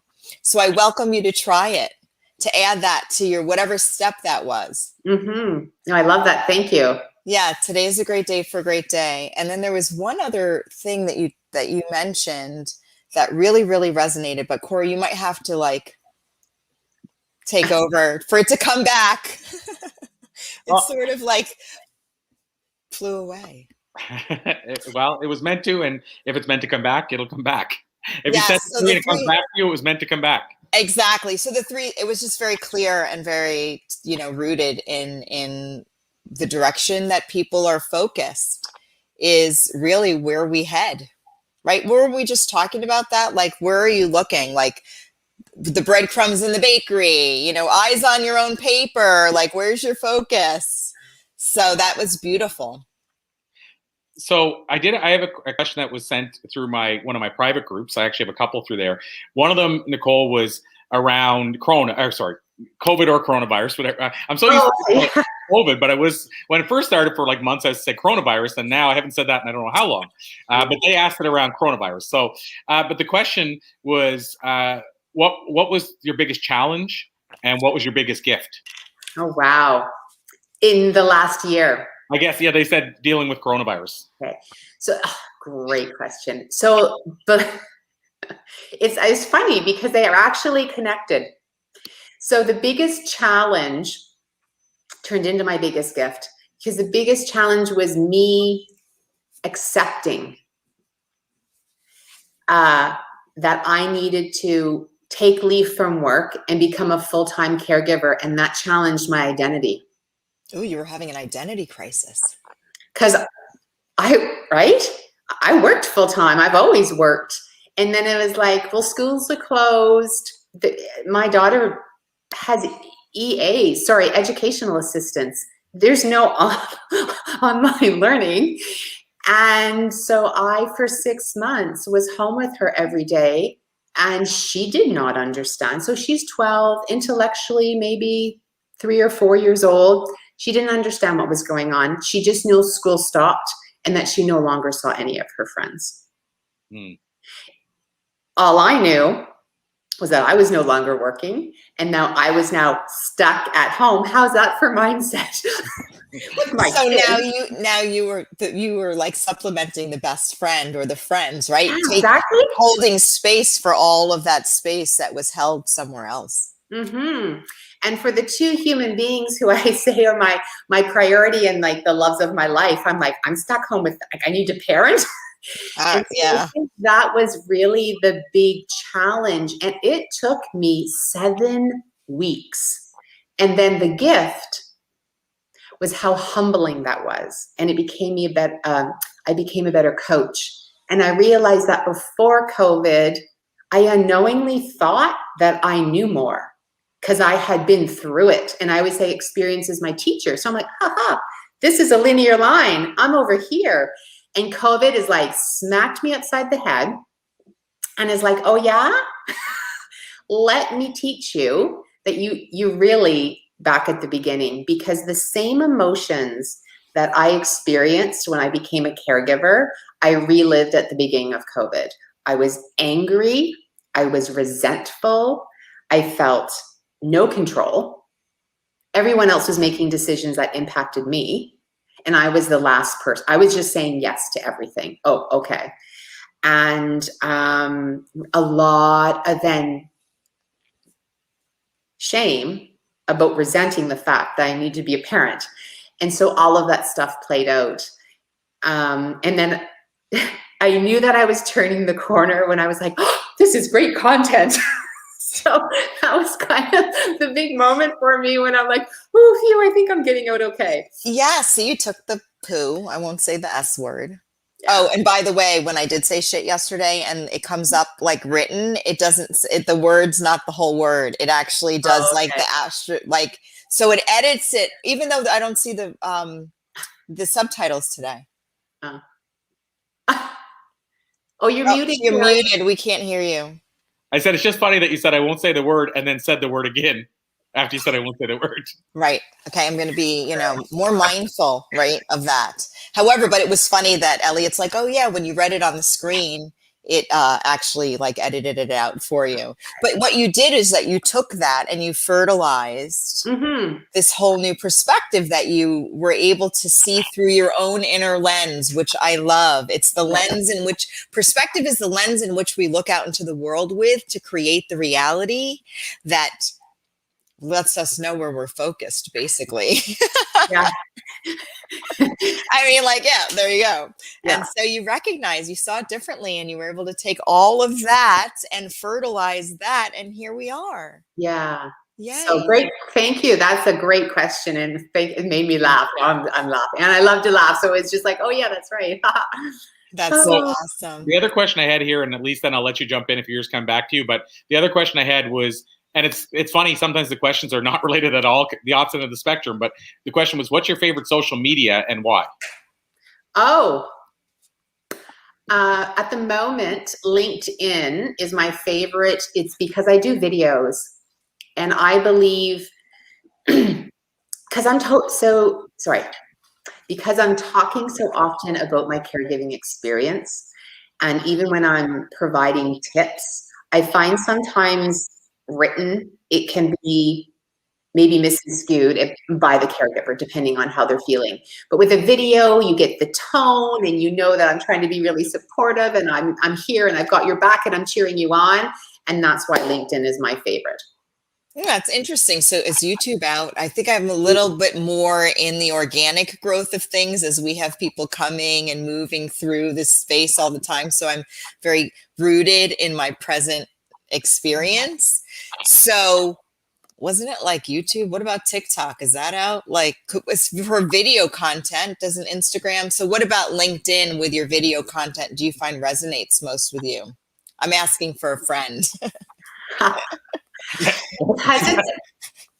Sure. My social media vibe enhancement team. I'm asking for them. So I think two things come to mind. The first being is so giggle. I'm like, I can't believe, yeah, of course, YouTube videos. But because LinkedIn is a professional network, and my ideal client is on there. Okay, so it's more of your tribe is hanging out there. And then just increasing awareness as well, like visibility within that community as well. Well, that I just was messaging Corey. I'll give you some of the behind the scenes while you're sharing your awesome information with us. I was like, so could you just tag me on the live post in LinkedIn? And so he tags me in the comments. I'm like, no. Like, so it'll actually show up on my feed. I was like, oh my gosh, I never even thought of that. I rarely use LinkedIn. So I'm like, wait a second, he's getting all these comments. I could share it there too. So I would, now that you said LinkedIn, I'm like, thanks for tagging me, Corey. That was awesome. Yeah, 100%. And just to add on to that as well, LinkedIn is that one gold mine of a social media platform that I've been dipping in and out of, and I'm making a commitment to myself. We talked about commitments earlier, to dive fully in, especially with the launch of our member site that's coming up. Because again, it's the perfect. I'm going to say it's the perfect schoolyard for that. And but LinkedIn is that one where when I do fully engage and get, I'm going to say dive right in. This is not abnormal for me after about a week of diving into LinkedIn to have over 2,000 views on every post. So you think if I go for even 5 days a week, 10,000 people seeing your stuff, how do you get that on Facebook in a weekend? Just tag me in all of your posts. Well, you know what? I'm all about piggybacking on what works, Corey. I'm your biggest cheerleader. But I'll add, you bring up a good point, Elise, and not to stay on this too long, but you bring up a good point. One of the ways to build that engagement is to ask questions. So in other words, put a post, tag people in and say, like, this is what I found really works well, and say, hey, what do you guys think about this idea? What are your thoughts? And then tag 10 people in. I mean, it can't be the same people every day because they'll start to get sick of you doing it unless they've agreed, yeah, let's do this together. But what I'm saying is, in general, if you mix it up and tag different people all the time, in a week, that's 50 people. But if you tag different people all the time and ask a question, that's where the engagement builds. Because to your point, it goes on their newsfeed or they're replying and then it goes in their newsfeed. I don't know your experience, Nicole, but that's where I've seen the real engagement start to happen. No, I agree. Okay, well, I'm going to take that as some seeds of perspective shifting and plant them in my social media garden. 100%. I'm going to flip the script. I'm going to ask you guys a question. Oh, I love it. Okay. When I was sharing examples of what some of my negative stories are or were, Corey, what's one that just stays with you that you had to work quite a while to kind of overcome and turn it into a more positive one? Wow. There's a couple that immediately jump into my mind. The short answer one is I had a newspaper when I was 19, and around town, because I was so young, starting a business, I was getting these accolades. Oh, he's only 18 and he's doing this and doing that. And it was the first publication of its kind. And so the negative where that came in is after a year of running the publication, I realized that because I was starting from scratch and I had to pay my own bills and the business's bills by selling ads, having never sold a thing in my life before, I had pride that I covered the bills of the business. But when you factored in my own personal bills as well, it just was too close. And I started with no cash flow. In fact, I actually had to pay my business partner out 2 months after he joined me. So I actually didn't not only start with cash flow, was a deficit. And so letting go of that publication, but not continuing to beat myself up over it, was something I had struggled with, because I struggled with the idea of this was a failure. It's my first business and I couldn't even make a go of it. And I didn't look at, again, 19 or 18 years old, starting a newspaper from scratch, selling advertising for the first time in my life. Like, I achieved all these things that a lot of other people would have said was a success, but I didn't know that. I was too young. And so I basically negative talked myself for maybe 2 years about what a failure that was. And so the answer to the question, I was going to say 2, but I went long with that one. So that's the answer. Okay, awesome. No, thank you for the share. That was great. That brought up some stuff. Can I just start tapping? Like, I'm feeling like something right here. If you want. Absolutely. Wow. All right. Are you throwing the question to Elise now? Is that what's Yes. All right. Well, I'm going to I had another idea, but I'm going to piggyback on this that's coming up, and I'm going to tap through it. So feel free to pick something that comes up for you. And if it feels heavy and weighted, just tap along with me. You might as well piggyback on a clearing. But so at 18, around 17 or 18, I had my first entrepreneurial experience. I believe it was my first. It's the one that's coming to mind. And it was a tie-dye business. And I lived in Manhattan, and I made a deal on Christopher Street and 7th Avenue South with the D'Agostino's. I actually had a little stand set up outside with my tie-dyed onesies and the socks. And I bought out like lab coats and tie-dyed those. And everyone like knew me and everything was great. And then I started following the Grateful Dead and started selling there. And I kind of got caught up in the moment, and business was hit or miss. But I had a store in stores in Manhattan were starting to buy my tie-dyes, and it was great. And just about that time, I was at a Grateful Dead show in New York City at Madison Square Garden. And this is kind of like entangled because it's about sharing energy, and that we really do pick up other people's energy. It's kind of entangled, but I remember being there at the show, tied into tie-dyes, right? A Grateful Dead show. And we're at the rooftop of a parking garage in Manhattan across from Madison Square Garden. And we decide, I'm sure that we were expanding our consciousness in ways. I don't remember exactly what we were using to do so. And we decided it would be a great idea to take a crystal to line the top of this parking garage, like on the top. There were no cars there. It was late at night. And pass the crystal and share the energy. And you could feel the energy shift through the space, right? Well, a few days later, I start not feeling well. Long story short, that's the roll in to me becoming paralyzed with this autoimmune disease called Guillain-Barré syndrome. It's kind of a blur to me, but that's what I remember being that shift. That I wasn't a vaccine. It was just like that. It's a knowing. But long story short, so that all happened. And what I recognize even now with all of these incredible experiences that I've been able to manifest, intend, create, and experience, including being here, there are moments that still show up for me where it feels not safe to be that successful, because as I was growing my success, I became paralyzed. And so there's a connection that we all have to certain things that we may not recognize is that game-changing moment. And it's one thing recognizing the successes and being valid. I mean, I have a whole slew of stuff I could share with you, but this is something that when you said that brought up like, oh my gosh, there's still a little bit of that rooted in now. Mm-hmm. Well, thank you for sharing. And I think that was the purpose in me asking, and I spoke to you in the presentation, is that it's normal. Like every human being on the planet has negative thoughts and negative stories. And I think part of it is, just because we're talking about it and we're sharing, hey, do this, mindfulness, choose your thoughts. It doesn't mean that we're like, check, we figured it out, and therefore it's not negative. And I think that's the story people tell themselves, right? Yeah. That's what I used to tell myself. I used to, oh yeah, like whatever, you don't live my life, right?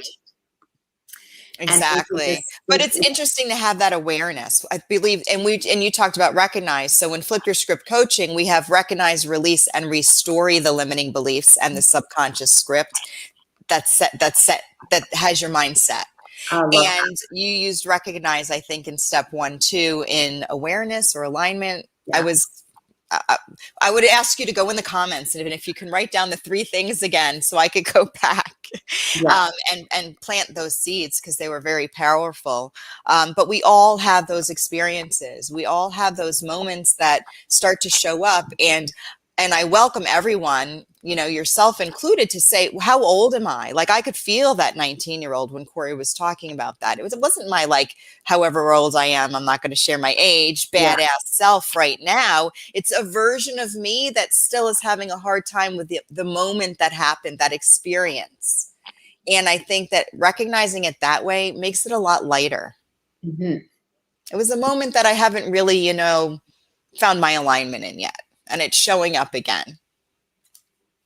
Makes it easier, at least, for me. It's already stressful. But it's so powerful. And to your point, Nicole, when you said about it, it reminds us that I shouldn't say reminds us, but it allows us that affirmation that we're not alone. And also we all have stuff we go through.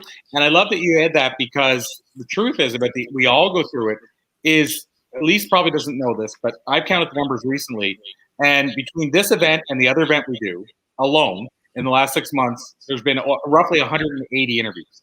Mm-hmm. I think by the time this month is done, it'll be close to 200 interviews through the Blue Talks sort of brand, the summits.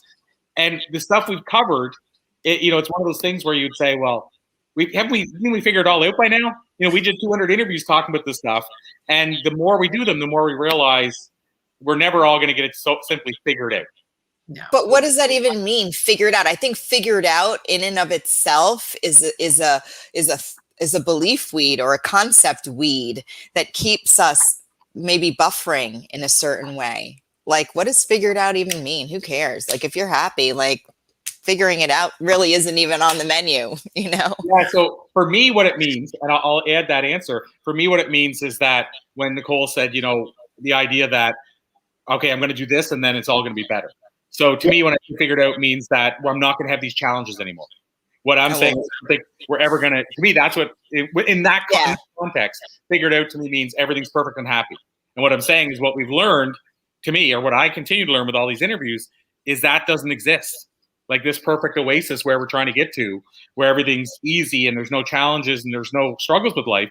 And the truth is, as much as we hate to admit it, at least I'll say, it would be boring if that's what life was. Like, I think if everything just worked out. Right. There would be like no roller coasters or rivers to ride if we were just sort of like in one place. Yeah, we might not want to say it on the worst of the days, but my point is that to me, life would be boring if everything just worked out. Yeah.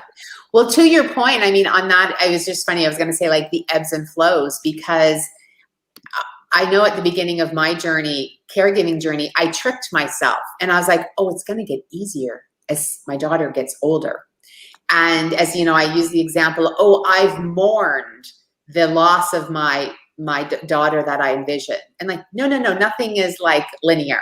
And it's the ebbs and flows of life. And the emotions are always surprising us. Like, hello again. What are you doing here? Oh, you're still with us. You're still with me? All right, girl, come on. Let me just show you where we're at right now. Like exactly. But you didn't get the update? Here you go. Yeah, but to build on what Corey was saying, for me, I believe that we can feel better about it, like along our journey. If I'm like, okay, 5 years ago, that emotion knocked me down for a week. Last year, it knocked me down for 4 days. And then last month, it knocked me down for 3 days. Like, that's how I'm actually measuring that. Like, okay, I'm on the right path and the work that I'm doing is actually making a difference, because my bounce back rate, for lack of a better term, is improving. So that's why I just share that. Like, what are your thoughts on that? Well, go ahead, Corey. You want to go first? No, you go first. Okay, so thoughts on that. There's a couple of thoughts on that. So I'm going to put on my Flip Your Script coaching hat right now and just share with you something that I just heard. So you're measuring it in something that you didn't like to begin with and how much less there is in your life, as opposed to what actually is growing way better, like your relationship with yourself and your relationship with your daughter. Like, the measurement was interesting to me. I don't know if I just picked up on it, as there's less of what you don't want as opposed to there's more of what you want growing.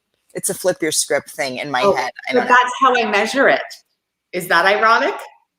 Like, you're measuring it by how much less of what you don't want is, right? As opposed to measuring it by how much more you're filling your cup with the good stuff. Interesting. Okay. No, okay. I just popped up, so I'm sharing that little perspective shift. And then the second thing was, it's the awareness of everything's sort of a mirror that's showing up.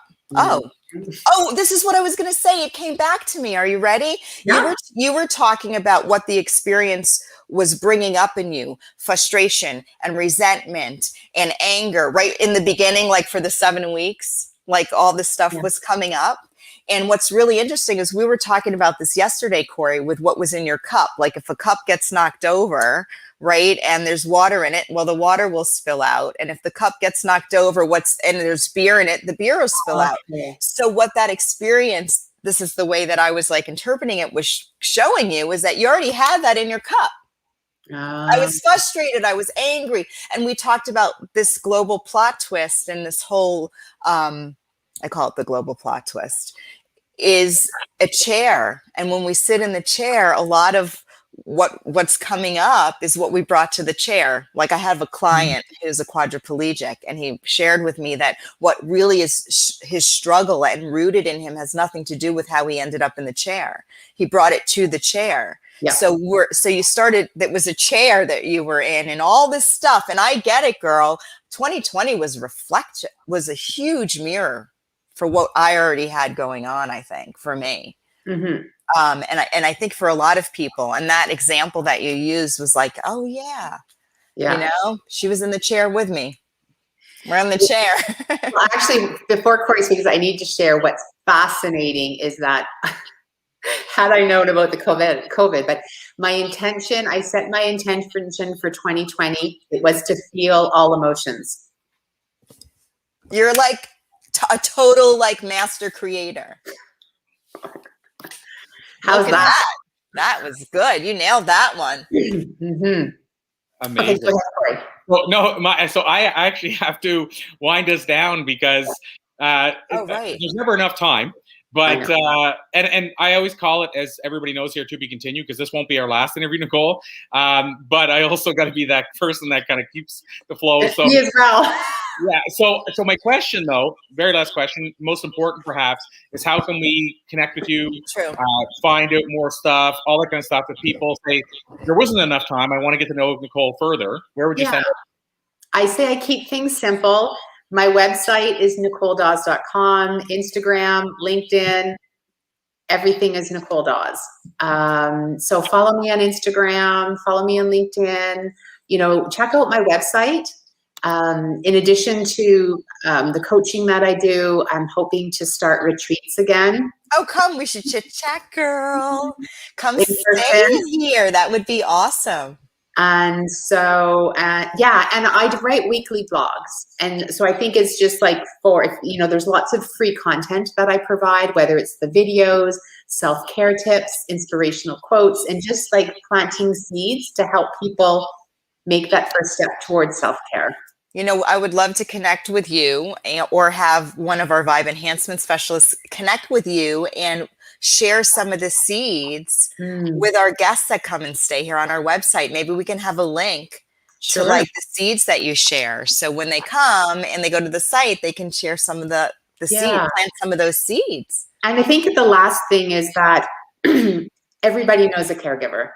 And so even if you're not a caregiver, even though I work, I love working with anyone if the energy is a good fit. But specifically, if you know a caregiver, you think that we would be a good fit or that you could do support, I just say, please share my information. That is my true passion, is helping other caregivers and especially moms. Well, I absolutely love that. And we welcome a group of caregivers here. For sure. You can never get enough caregivers. And also I think caregivers need care. And so that's what we're here to hold space for that. And so you guys can go out into the world and be like the best version of yourself for everyone around you. So thank you so much for sharing your time. I'm going to just interject. Also, please share all that contact information. You're going to take care of LinkedIn, Corey, and I'm going to nurture the Facebook page, the group that we have, which is the Blue Talks Flip Your Script experience page. And if you could share in the comments under this as well for those that go there and watch the replays there as well. Okay, I'll do that after if I leave the studio, can I still do the? Yeah, you're going to go over to Facebook, so I'll do it there. Perfect. Yep, that would be awesome. Thank you so much for spending your precious energy. My intention is that you did get the return on your investment of the energy and time and focus that you've put in with us today. Thank you so much. Amazing. Thank you so much, Nicole. And as I said, to be continued. I know you have such a powerful story, and I feel like we need to continue this conversation so that we can get more of it out to the world. So I thank you so much. And, that's one of those reasons that we even went a bit long, is because you have such great energy and there's so much to bring to this and there's so much to cover. So thank you so much for being willing to stick with us and make some magic happen today. Okay, well, thank you. Talk to you soon. Bye. Nice meeting you. Thank you. We'll let you run. And we'll bring Kimmy right up. Hi, Kimmy. Ooh, I recognize that sassy woman there. I was going to say the same thing to you. Oh, well, go ahead and say it. I'm going to say thank you. My name is Sassy. Yes, I was commenting on the thank you things. That was, that's different. And the thing is to fill us up, we need those things. Because that's what takes the dirt away that's on top of our soul. And when we take that off, we have room to shine, right? And that's filling our cup up. So are you on board with a fist pump to thank for everybody, every compliment, and be the receiver, be a gracious receiver today? The thing is, when you receive that, the universe says, hey, you're kind of willing for this. How about we get you some more? And there it starts. We're planting that seed. There's the mind seed already coming out of the starting gate. Kimmy's already got her mind seed planted, and now we get to fertilize it and grow. You bet. I love that. I love that. How are you? I'm good. I'm ready for the borders to open up so that we could travel and be on the beach maybe, or... Ooh, I know some beaches. Let me know when you're ready. I was going to say, you and I would have no fun on the beach together. Corey? Or on the river on a night kayak with a full moon. I mean, I just don't even know. We'll have to just see if it's fun or not. I just want to get on a plane and get out. Okay, well, you let us know when you're ready. It's not me, it's Trudeau. Well, we'll just set an intention here too. We intend that Kimmy gets to go out in the world and travel and spread her light. Ooh, yeah. I feel like we're closer. Well, we have to be closer than further, but we're at least going in the right direction.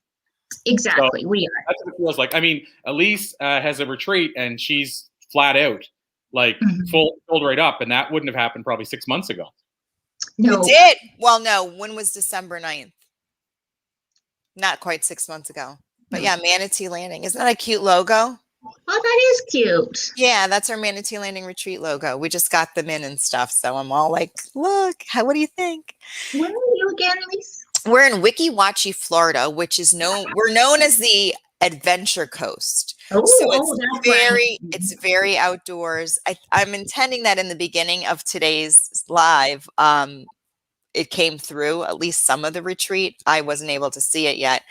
We're right on the Weeki Wachee Canal. We have manatees in and out of the canal. It's fed by the natural Weeki Springs, and it's 72 degrees all year round. Crystal blue water with that white sand, that very like paradise feel. And then our space is a creative space. We have somebody building us a bamboo manatiki hut. We're going to have live music. We have a Chinaberry tree that we really needed to have come down because it was pushing our seawall. And we have this incredible talented guy creating furniture for us, building furniture from the trees. So there's just a lot of creation and creative energy here. And we have a handprint wall. So we probably have 100 handprints now. All our guests leave their name. They leave their vibe. They print their vibe with us. Good. I like that. Yeah, so you're always welcome to bring your vibe and come and hang out here. How does it get any better than that, baby? Right, and we have 5 suites, so bring like people that want to enhance their vibe as well, and let's do a retreat here. The vision board is that we have retreats just like full time here, booked with amazing people coming together, sharing together, and really loving their life and growing happier. I mean, really. I'm an Access Consciousness Bars facilitator, so I can facilitate worldwide. So I think that's where a class should be. Okay. I'm in. Just let me know how we can be of service. Are we supposed to be talking about something in particular? Oh, okay. I know Corey's backstage sharing and answering comments. So, we can talk about whatever. Corey, you'll just interject when you're ready, right? Oh, okay. Well, I was going to say, when Kimmy's talking about running a retreat there, we can circle back that to some of the work that she does. So at least I don't know if you what remember. did you say that you do again? Say it again. It's very, very deep. It saved my life about 7 years ago when I went through my divorce and my aha moment of me and finding me and stuff. So it's called the Access Consciousness, the Bars. What it is, it's an energetic tool that I can teach to anyone, any age, as long as you can sit there and put your fingers in certain spots. Can we do it right now? Well, we can't. Okay. But anybody, any age can start it, and it's in 174 plus countries. Like, it's massive.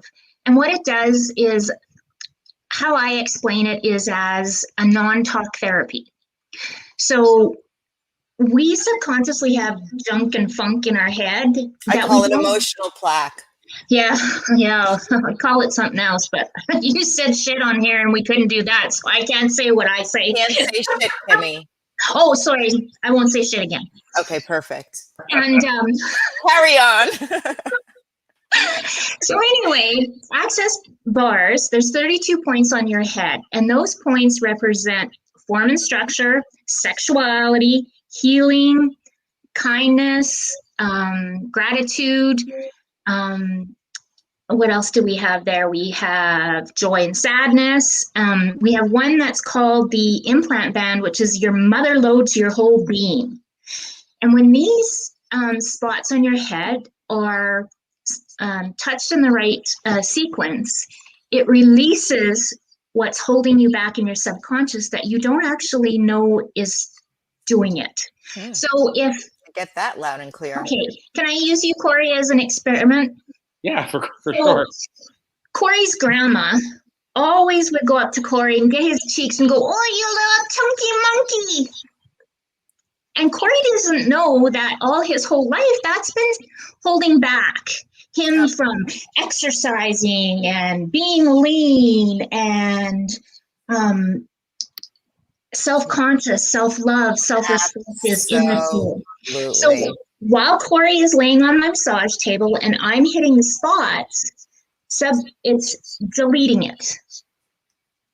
Yeah, deleting the emotional response to the moment. Not that he's not going to remember the moment, but he's not going to be the emotional star of the show anymore. Yes. Consciously or subconsciously, he's not going to have a trigger with it. And it's amazing. Amazing. I have people that leave that have never slept probably more than a couple hours, and they go home and have the best sleep of their entire life. It's such an amazing tool. And it sounds like EFT's first cousin. Sounds like emotional freedom technique's first cousin. Like if they were like kissing cousins, because it's exactly the same with the EFT emotional freedom technique that I use to help pull the weed or the file. Yeah, and my niche is men, which is him too. So this is an amazing tool because we know those kind of genders don't like to talk all that much and open up. So I combine this with my coaching actually. And so every package I set up with a client is very unique to them. How much of this do we need? How much do we sprinkle a little this stuff on and make it it's every package with me with coaching is totally individualized. The signature dish. The signature dish. I talk about the signature dish. Yep.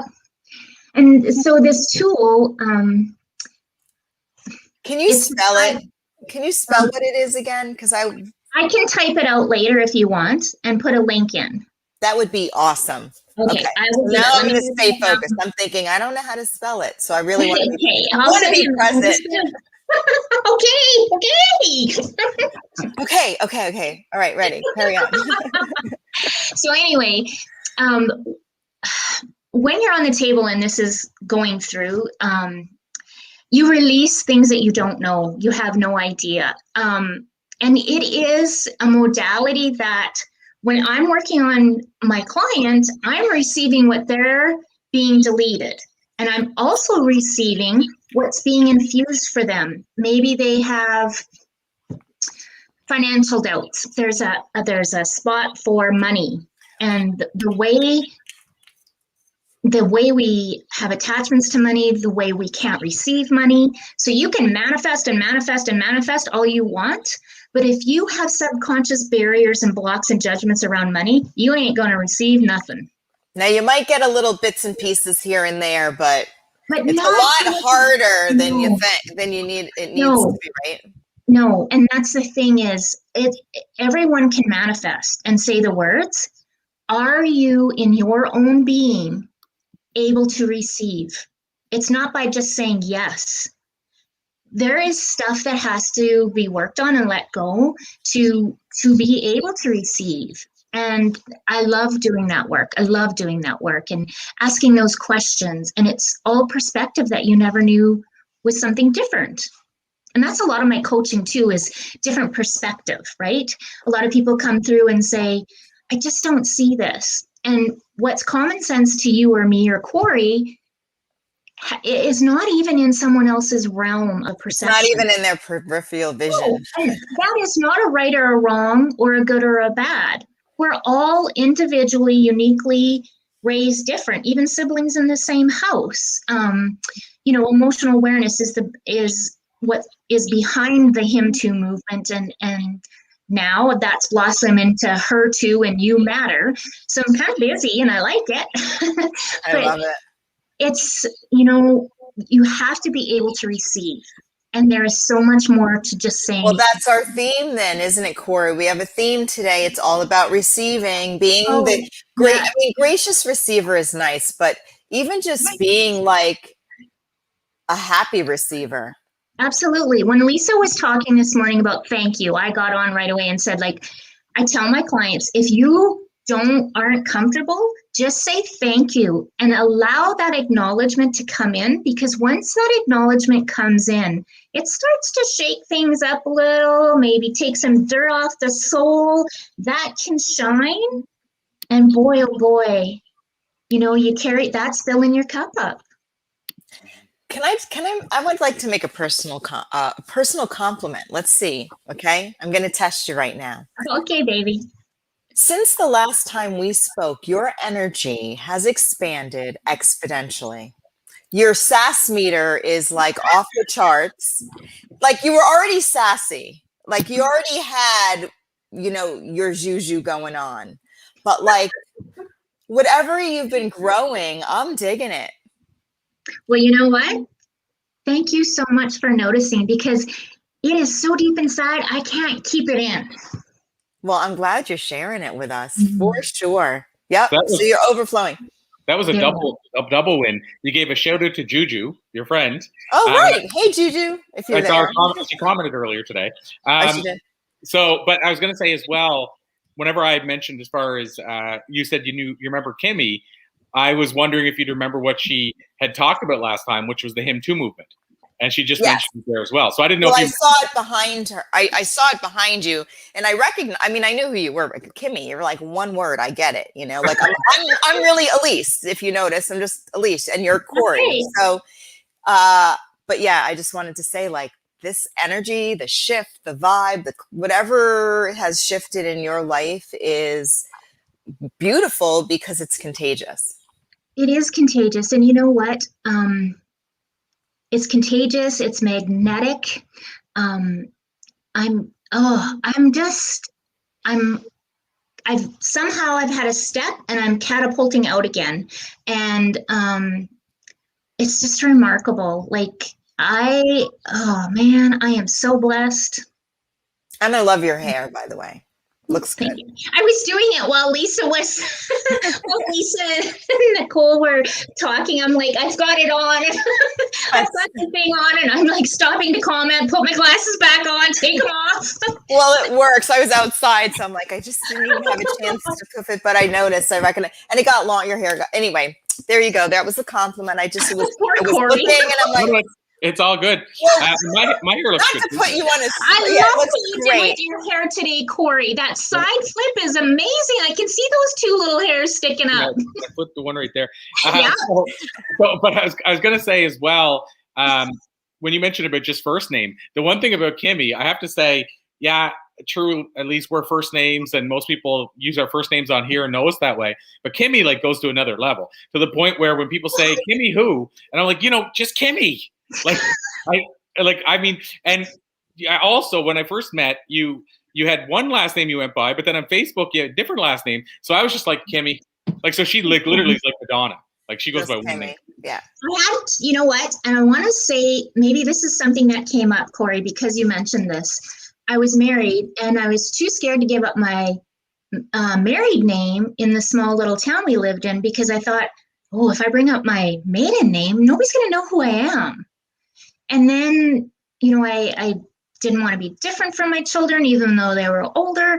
And it was, no, you know what? I'm always me. Remember that girl who got married twice? You know what? She had a few different last names. That's not me. I'm Kimmy.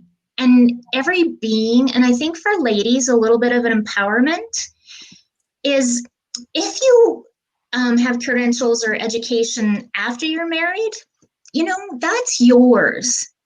Your husband or your spouse didn't go through all that, didn't stay up all night late doing reports and taking classes. That is yours. I really think that should have your maiden name on. I don't know where this is coming from, Corey, but you know what, that's yours. You get that you did that.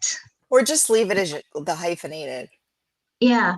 I mean, Elliot's last name is DeHood, so I think, in November 13th, we'll let y'all know when we're getting married. I'm definitely got to take the DeHood name. I mean, come on, that is just too unique. DAHOOD, like Elise DeHood.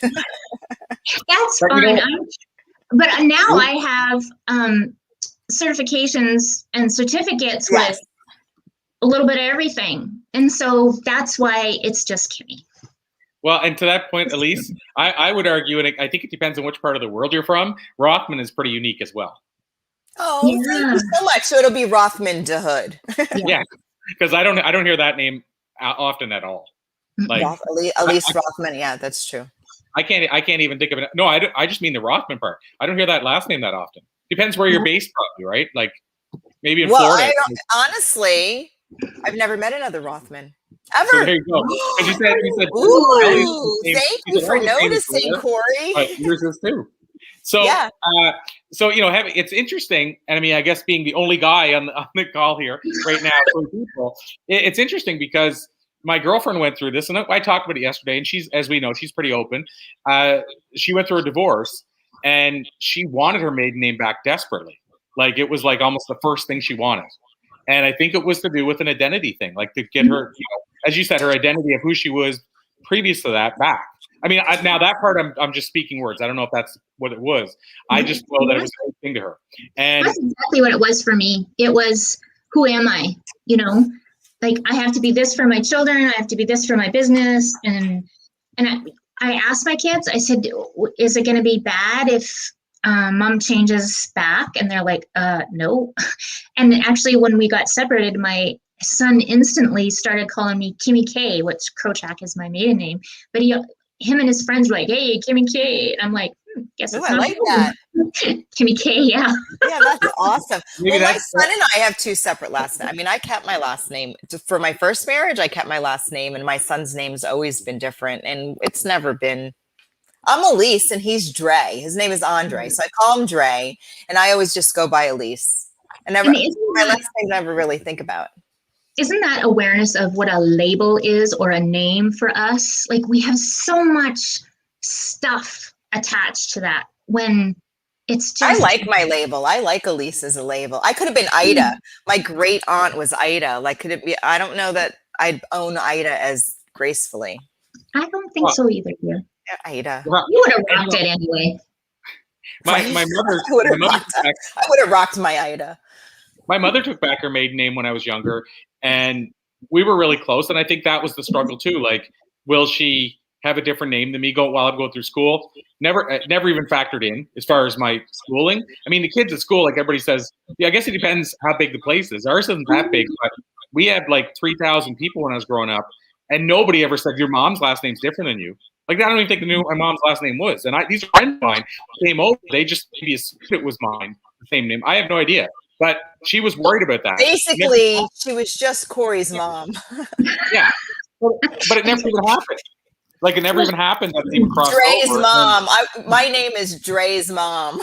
So my own mom, when I was 10, when my mom and dad got divorced, and we begged mom to change our name and her name to her maiden name. Like, we wanted that so bad.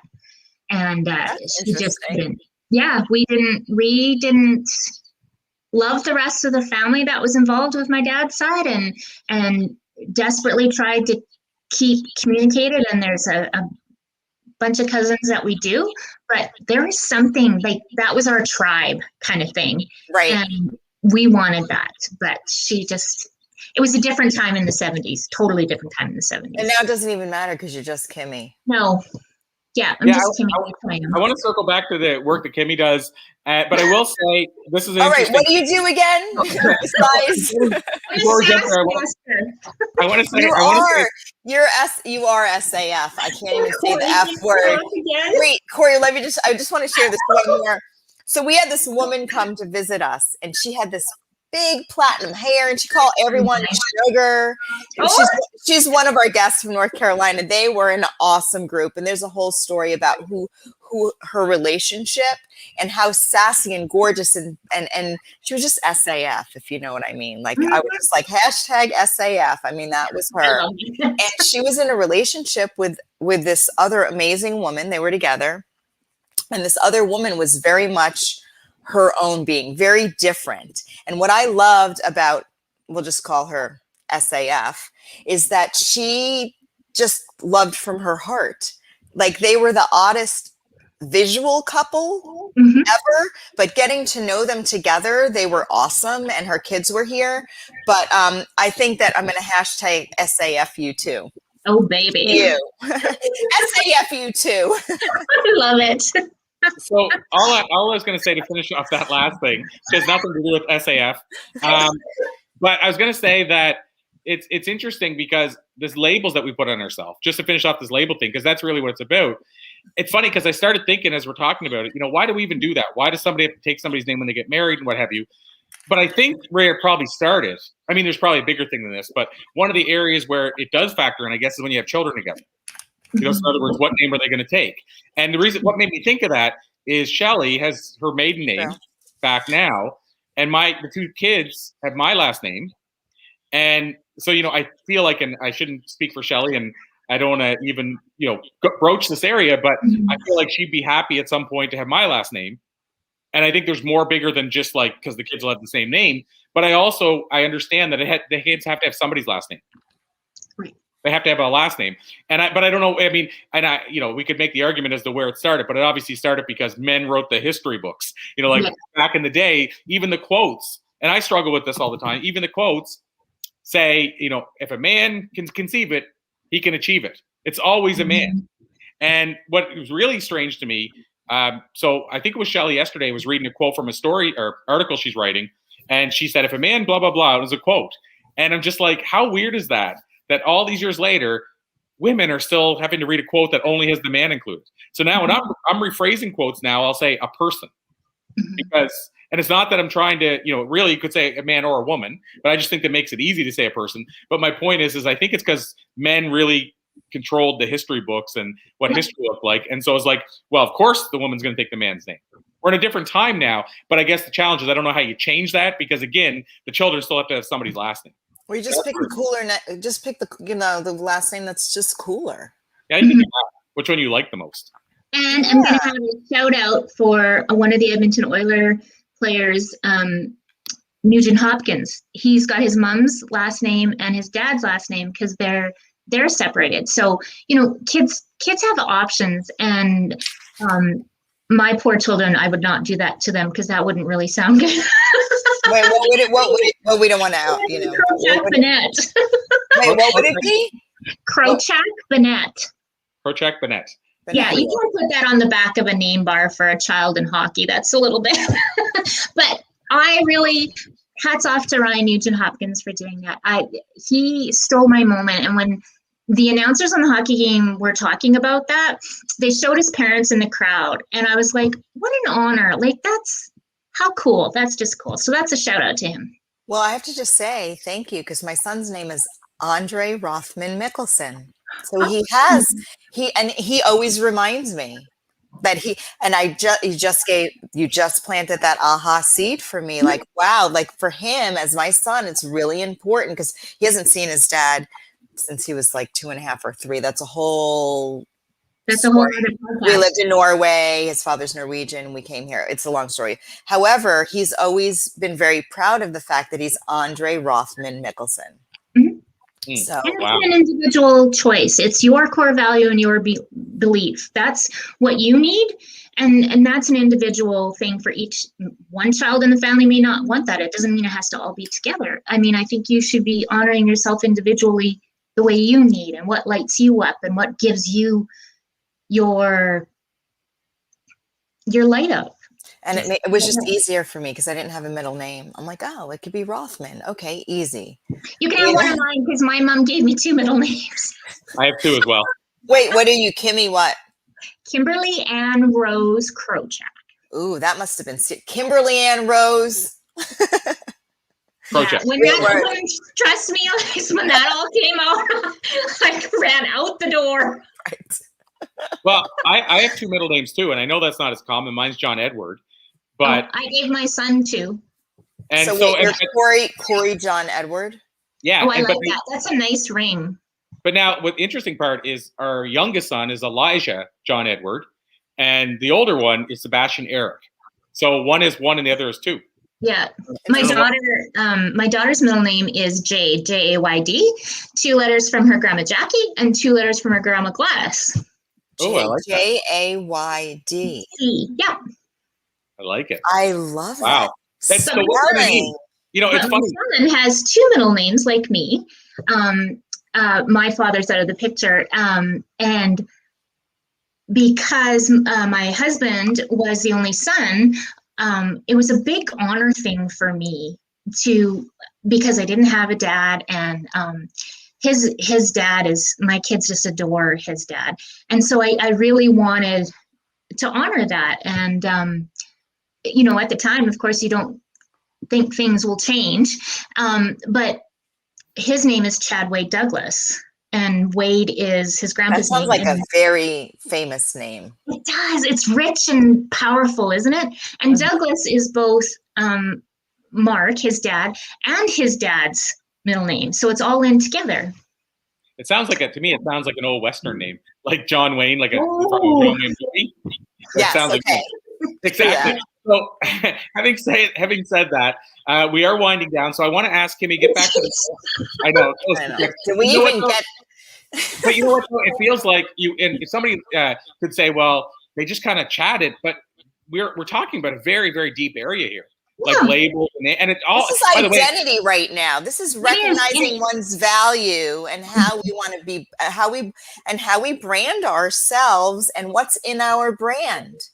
And purely is the brand. Yeah, so many people have to actually physically think and give themselves permission. Can I do this? Is this okay? Is somebody watching? No. You listen to you. What do you need? Listen to Kimmy now, everybody. Go ahead, Kimmy. Tell them. One of the exercises that I use, and is actually an access consciousness tool, is if it's light, it's right. If it's heavy, it's wrong.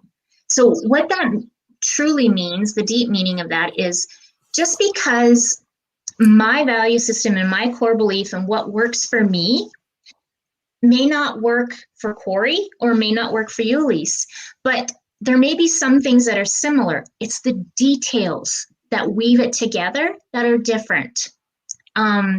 It's a different way of expressing. I'm a little on the energetic side and sassy. I don't know if anybody's ever noticed You're that. SAF. We've already. Oh, right, yes. So I'm gonna do one little experiment here. Okay, I love it.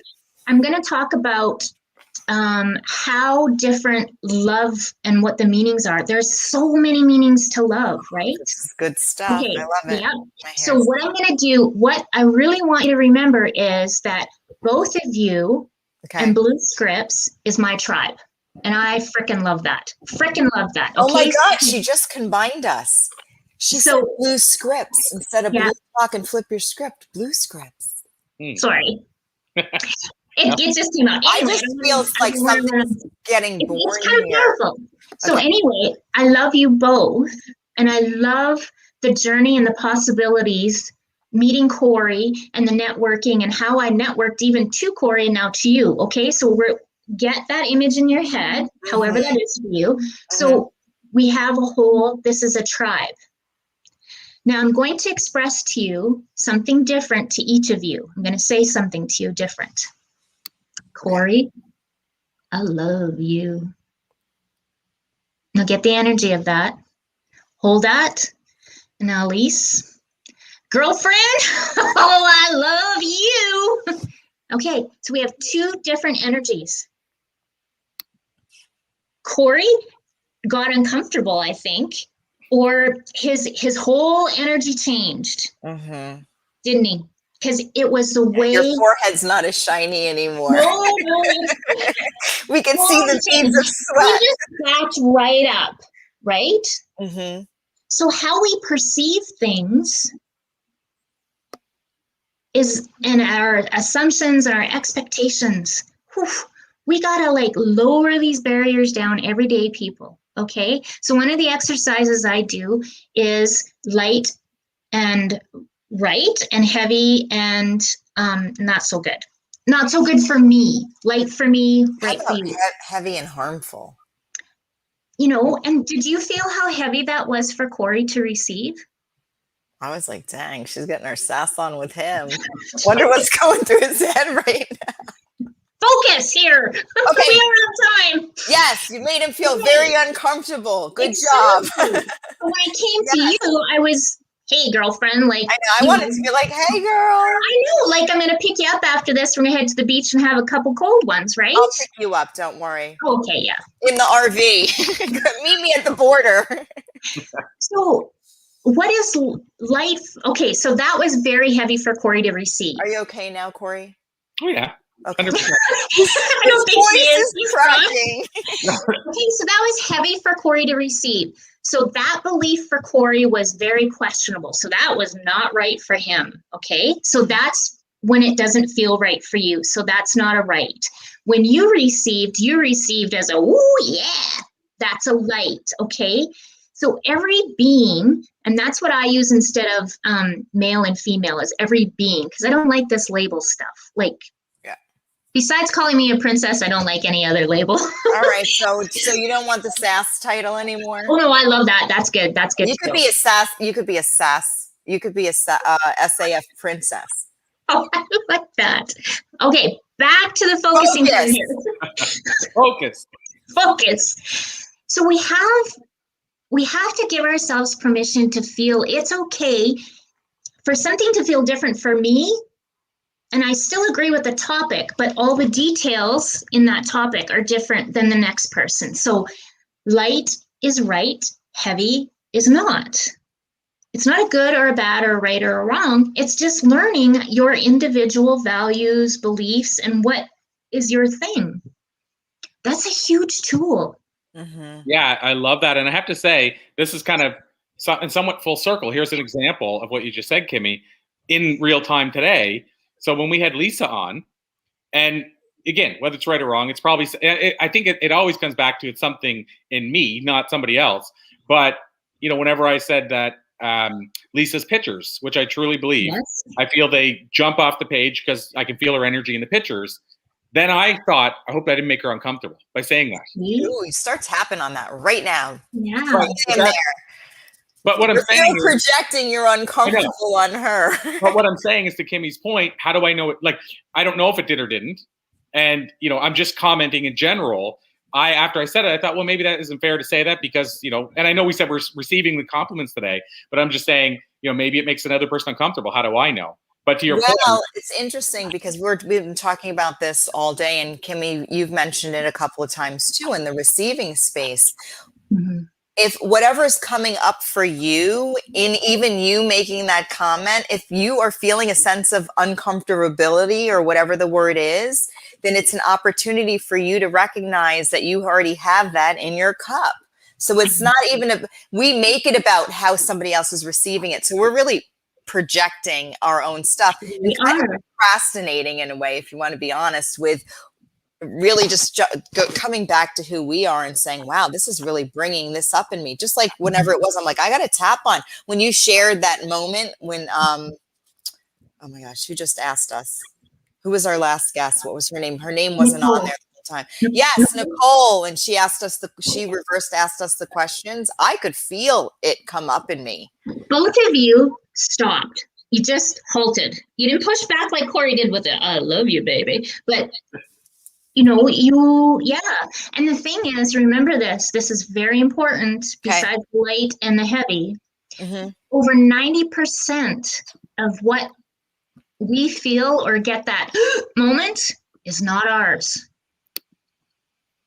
It's someone else's. It's the energy of someone else's. So don't take it in. Okay? I'm gonna have to we'll work on that. Marinate that seed for a little bit. Yeah, we'll work on that. But here's the thing. Good. That means we're just stay connected. Okay. That'll be the continued part. I like it. Yeah, I know we have to bring things to a close, but I just want to add one thing there is that to that point, there are times, I think we also, most of us are good at reading things, even if we don't recognize it. And so to the point, there are some times when you are right, when you think, okay, that person's uncomfortable. Like, for example, and I won't say a name, and because there were enough people there, even Kimmy won't be able to figure it out. But Kimmy, at the first Blue Talk you did, there was a person that came off the stage, and I gave the person a hug, like I would with anybody. And I felt this kind of like shrink, you know what I mean? Like this energy change. And so when I said it to Shelly, she said, oh, you probably just read that wrong. But then I did an interview with the person the next day, and they told me that they are, very uncomfortable around people, and they're very uncomfortable showing their affection. And they went and basically told me all these things that I read was what was happening. So I was right, but the point of that is, does that mean I should diminish who I am because of that? Like, should I not hug anybody ever in the future again because of that? Whenever That's an excellent point. I want to hug. Elise, you said you had to sit with that seed I just gave you, right? That's an excellent point. Who that person was could not receive. That's got nothing to do with you giving it out. Thank you. Yes, Kimmy's backing it up here. They're not receiving is stuff they need to work on. And that's okay, because you know what? He might have triggered at that moment. It's like, I still have a little work to do here. Absolutely. So who do I find? I need support. Where do I go? You call Kimmy. Well, right. and I guess I also means you should say, is it okay if I give you a hug? Like, and I did say that to the person, and they said yes, but I still felt like it was almost like they were doing it against, wanting to do it. And so I felt this. Well, Corey, eyes on your own paper, eyes on your own hugs. I know. Keep your eyes on your own hugs. but I didn't take it with me. It's just I commented later to my girlfriend. And she said, well, then you did take it with you. No, but it's more just to share, like more of an awareness. Yeah, awareness. Okay. But it was interesting. The next day we were going there and to do an interview. And by the way, my girlfriend was coming along to go visit the person as well, and just meeting them for the first time. Anyway, it was interesting because it came up in the interview. And we didn't talk about me giving the person a hug. They just said, I really struggle with basically receiving and with connecting with other people. I'm very much inward, and it's because of my past. And that was part of the interview. And I'm like, oh, there's my answer. But I love when that happens. Love. Corey, know that you gave that person the safety and the non-judgment moment that person could feel, okay, he's going to be able to receive what I have to say. And there was no expectations and no assumptions. It was cards out on the table. And expectations and assumptions will kill us every time. And that's like a 2-hour talk next time with us. Yeah, well, we'll have to a lot more time. However, there's a theme even in this week. Think about yesterday, we talked about it, and I shared how my son we were talking with Kate N Guy, or right, and we were talking about I believe it was with her, or I don't know, one of the other amazing speakers, about how I've learned how to communicate with my son who has a hard time receiving compliments. And I would say, okay, Dre, I know you're not very good at taking compliments, but if you were, this would be the compliment that I would give you. So I'd get my compliment in there, but I wasn't really complimenting. I was just letting him know that if he actually, felt more comfortable with the compliment, this is what it would be. So there's a creative ways too of still honoring. Mhm. I used to like, I can't compliment him. No, I want to compliment my son. So I got creative, and I'm able to now freely share my compliments with him, being able to receive them in a way that is less resistance filled. And that's exactly it. You said you didn't get the seed and it would have to be planted, but you just nailed it. You recited it perfectly. Why should I not compliment something amazing or beautiful because they can't receive it? How do I know that that isn't the seed they need to start to blossom? So it's about getting creative around that. It's always been, so what is the intention that I would like my son to receive? He's been my biggest gift. I think about like, I'm an EFT practitioner. I studied for years. I've studied the psychology of disease, all of these, epigenetics, all of this. But really, my biggest teacher has been my son, because of the way that we communicate is very different. And I find a lot of parents challenged with thinking that a child has to receive the information the way that they're delivering it. But the goal is for whoever the receiver is, a child or otherwise, if you have an intention of what your meaning is and how you would like them to receive it, step back a little and find a creative way to be able to communicate it. So it's an art. It's kind of like, I love it. It's like the trickier, the more like distant I am in a situation, it's almost like a game. Like, okay, let's see if I can creatively get my point across the way I mean it. Well, and the thing is too, is each individual is unique as a fingerprint, okay? And puppies have like fingerprint noses. They're not the same. We are all different. Everything needs to be delivered and received differently. Stop the assumptions and the expectations and have a conversation. Flip your script. Read the 4 agreements. So, having said that, Kimmy, last question. How can we find you? Yes, how can we find you, connect more, all that kind of good stuff? Well, it's kimmyenergy.com, Kimmy Energy on Instagram and on Facebook. Easy. And Elise, I just want to say one thing. Sure. Your son is going to receive a 1-hour coaching session with me free. So after, we'll set that up, okay? I absolutely love that. Yeah. I can't wait for you to meet him. He is amazing. Right now, he's traveling in an RV all over the country, and he's out in Ocean Beach, California, in his pleasure way, looking like Jesus and Joseph in the coat of many colors, all wrapped up into one being. What a description. Oh, you're going to love him. But you know what? I want to work on receiving with him. I think, you know what? Yeah. I've been intending you. Because, I'm his mom. I know. Like, that's crazy enough. It's not my gig, no matter how many others I'm able to help. So I appreciate you showing up. Mm-hmm. Thank you so Absolutely. much. Okay. We'll definitely connect. Amazing. And Kimmy, as you heard before, and I know you even said it, it's my time to talk about being continued. So Kimmy, I'm going to call it to be continued. I mean, how long have we been on this journey? So we'll have you back on again in the future, I'm sure. Actually, I'd say the near future in one way, shape, or form. And you're going to be on our Blue Talk stages coming up in the fall like crazy. So Kimmy's going to be on like a world tour with us. Open those borders, Canada and the U.S. We got a Boston and a New York show to hit.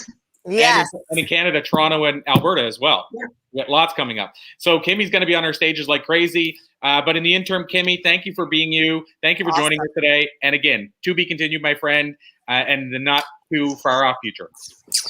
I love you both. Love you too. So much, Kimmy. You're the best. See, that's a better receiving. We did great. See, we've been working on it. That's All our right. that's our Okay. feature We today. are the change right now. Amen. Absolutely. Amen. Thanks, Kimmy. We'll talk to you soon. Bye. I'm going to bring our next guest That right was on. fun. Jump right on, like no break at all, Elise. Rachelle, you guys. I'm digging those glasses. I'm gonna go bold. Are you ready? I'm a little like, this is going outside my comfort zone. Oh, I don't know if I can even do it. Are you ready? Oh, I love it. Do you? Yeah. I'm Yeah. obsessed with glasses. I was resisting them for a long time. Now I'm like collecting like all kinds of different colors and Are they like just not too crazy? I love them. I was inspired by one of our guests. Remember, I have to think of her name. She told me where to get them. Not Sveta. Oh. I know I look like Sveta, but it was another woman who was on. But your glasses just reminded me. I have those too. So you guys And remember each other, by the way? You gals remember each other? You met each other? In San Diego? Yeah. Yeah, at the BLU Talks. Oh my gosh. I knew you looked familiar. Okay. I did it, but these are better for me to see. You were both in the same energy in San Diego.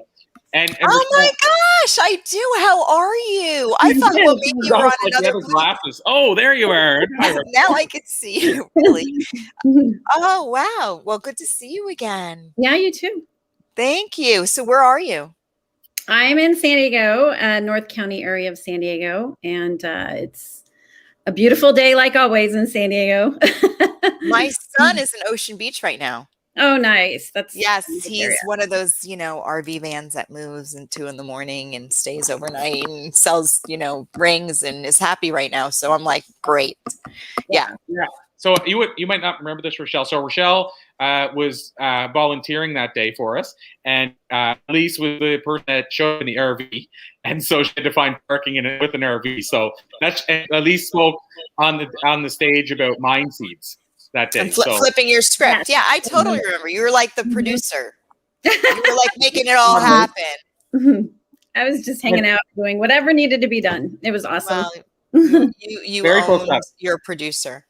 And so, of course, Rachelle, where we start, we'd like to get to know the person a little bit. So usually I get the person themselves to take it away and tell us a little bit about themselves, their backstory for those that may be discovering them for the first time. So can you tell us a little bit about yourself? Yeah, so San Diego's been my hometown. I grew up here. My dad was in the Navy, so I was in a military family, and luckily we didn't get moved. We stayed here. And after high school, I really was into kind of like the medical field. I was a trainer in high school and, took CPR and like all these classes. And I really was drawn to like medical. And I became a lifeguard and then took my EMT, and then I became a paramedic. So I was a paramedic for 6 years for the city of San Diego, running around in an ambulance and trying to save lives and all kinds of crazy things that I saw. And the contract was coming up for bid, and many of us were going to lose our jobs. So a lot of people started going back to school. Most gravitated towards med school, RN, those things. And I took a forensics course and got hooked. And I ended up working in a crime laboratory I completely switched careers, worked in a lab in North County, and then got hired with San Diego Police Department and worked with them for over almost 18 years. And I was working with them, and I was really at the height of my career. I was on a really prestigious forensics board. I was doing research and teaching and speaking all over the country. And one day I was flying back from this board meeting, and I decided I was done. And I took a leap and I quit, gave my 2 weeks notice, and I just jumped into the entrepreneurial world, swimming like crazy. And and I knew there was just something more for me. And prior to me quitting, I really started doing my personal development work on my inner limiting beliefs and really meditating, tapping into my intuition. And that was truly, I think, the thing that was a catalyst for me at quitting and finding out what my purpose and passion was and my why. So that was it was 4 years ago this May. And, I've been doing an arrayment of, different jobs. When I first jumped out, it was like, okay, what am I going to do? I hired a coach, help me figure it out. And then it shifted, 2 or 3, 4 or 5 times. And then this last year during the pandemic was really when I when I truly I feel I found my why. And so it's been a fun journey and an interesting one. And I've loved all the careers that I've done, but I'm so incredibly grateful that I took that leap and jumped into this world, and I've never looked back. So, I love that. Life is a buffet, and you just decided that you wanted more. You wanted to try more choices on the buffet. Yeah, for sure. Well, what's amazing, one of the common themes, we've talked about the themes this week, and every time we do this, there's different themes. But I'll tell you the underlying theme for me is synchronicity. Because, Elise and I are sitting here and we talked yesterday about how we met. But then, Elise, you would know this, but Rachelle and I, it's kind of neat. Somebody from Vegas connected us. Yeah. And Michelle did a bit of subcontract work for me, but we were connected that way. And then we kept talking. And then when we were bringing Blue Talks to town, I said, hey, would you be interested in coming with us and visiting us at Blue Talks? And, here we are now. She's a part of Blue Talks, writing, Blue Talks in the Blue Talks books and all that kind of stuff. And I mean, it all started from somebody said, hey, I know somebody that might be interested in doing this. Do you have a need for this? Yeah. And so, I mean, like, there's 3 people here, and the synchronicity, and then the fact that now you guys are connected, both already have been in San Diego together at the same time, and now here. I mean, to me, it's just, if we recognize synchronicities exist, we're going to have more of them. And I'm hoping what people see as they listen to these interviews is how many synchronicities have been. Totally. Well, and the other thing too is, like, I was trying to find my why, and you wrote the book of why and how. And so, it really kind of looped me back. Even though I was working for you, it looped me back into, connecting in that way with your book and a couple other books to really help me figure that out. Wow, you manifested a double why. I did. Well, here, we'll just give it to you in writing too. It's amazing. But I mean, like I said, the reason I'm so big on the synchronicity thing is because I didn't believe in it for much of my life.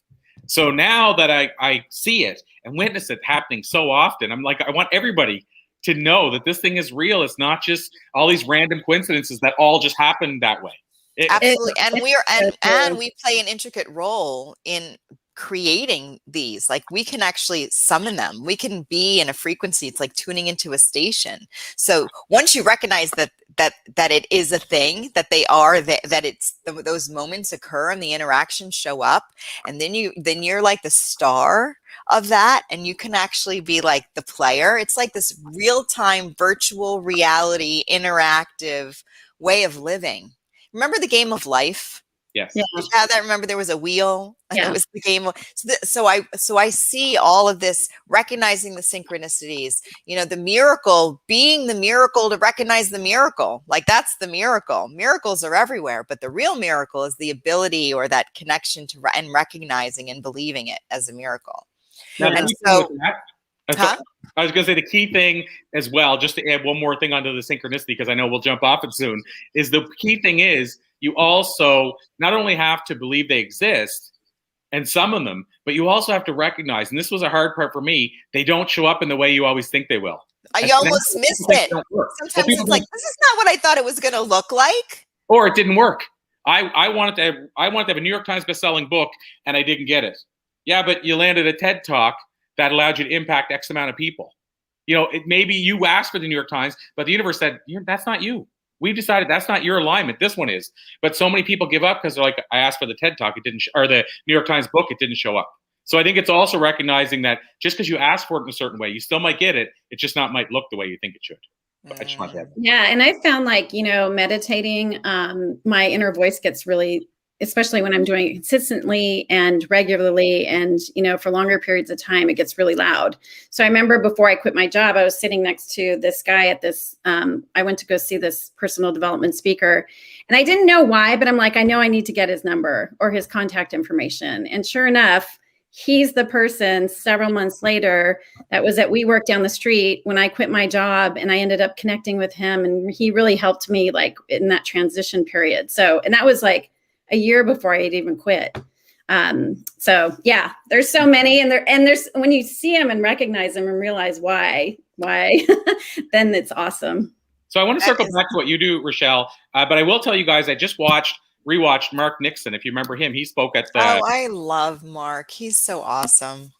His talk was brilliant. And for context for people, Mark's in a wheelchair, and it was from a car accident that he had. And he shared the story on stage, and I just watched it again. And he talked about how whenever he was lying there after the car accident, and he only had a limited amount of time to be picked up and taken to the hospital, there was like an off-duty ambulance that was traveling in the direction, got the call and went there. There was a nurse who went and worked on him who was like visiting her mother or something like 20 minutes away. Mm-hmm. Like all those things, if they didn't happen in that way, he says, and the doctors say, he wouldn't be here today. Yeah. So there was clearly a purpose, like there was something had to be behind that. What are the odds of the coincidence of the ambulance and the nurse both being within an hour of him and getting the call? Yeah. So I just want to recognize that there might be such thing as what we think are coincidences. Maybe they're probably just the smaller ones that maybe don't have as much meaning to us. But I really believe that these synchronicities are happening every day, whether we acknowledge it or not. Mm-hmm. And they're even working for us, whether we acknowledge them or not. But if we do acknowledge them, we're going to see them more often. I just want to leave it there. But yeah, I'd love to hear your thoughts on that, Rachelle, before we go learn more about the work you're doing. Oh, well, yeah, no, I think it's totally true. And I probably have recognized more of those since I quit my job. I think there were seeds being planted before, but again, the more inner work I did, the more then I was able to see certain things. So, yeah. Love it. And so tell us about your work. You said you've uncovered your why. So maybe let's dive in a bit to that as well.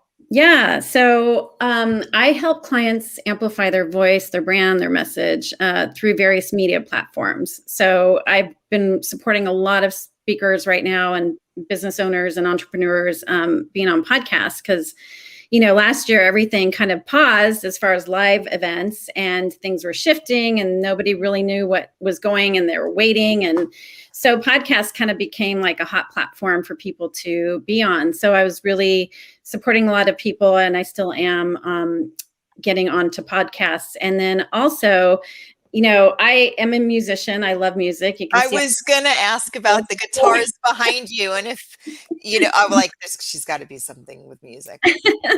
And, I've always loved music. I was in the church choir when I was a little girl. And after high school, I took guitar in high school. I took a little after high school.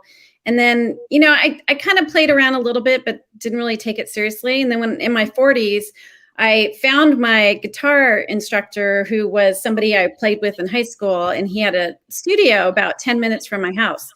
And so I started taking lessons from him. And after we took lessons for a while, he was like, you need to start writing music. And I kind of laughed because I was like, I don't know how to write music. Like, I'm not a songwriter. I just want to learn how to play guitar.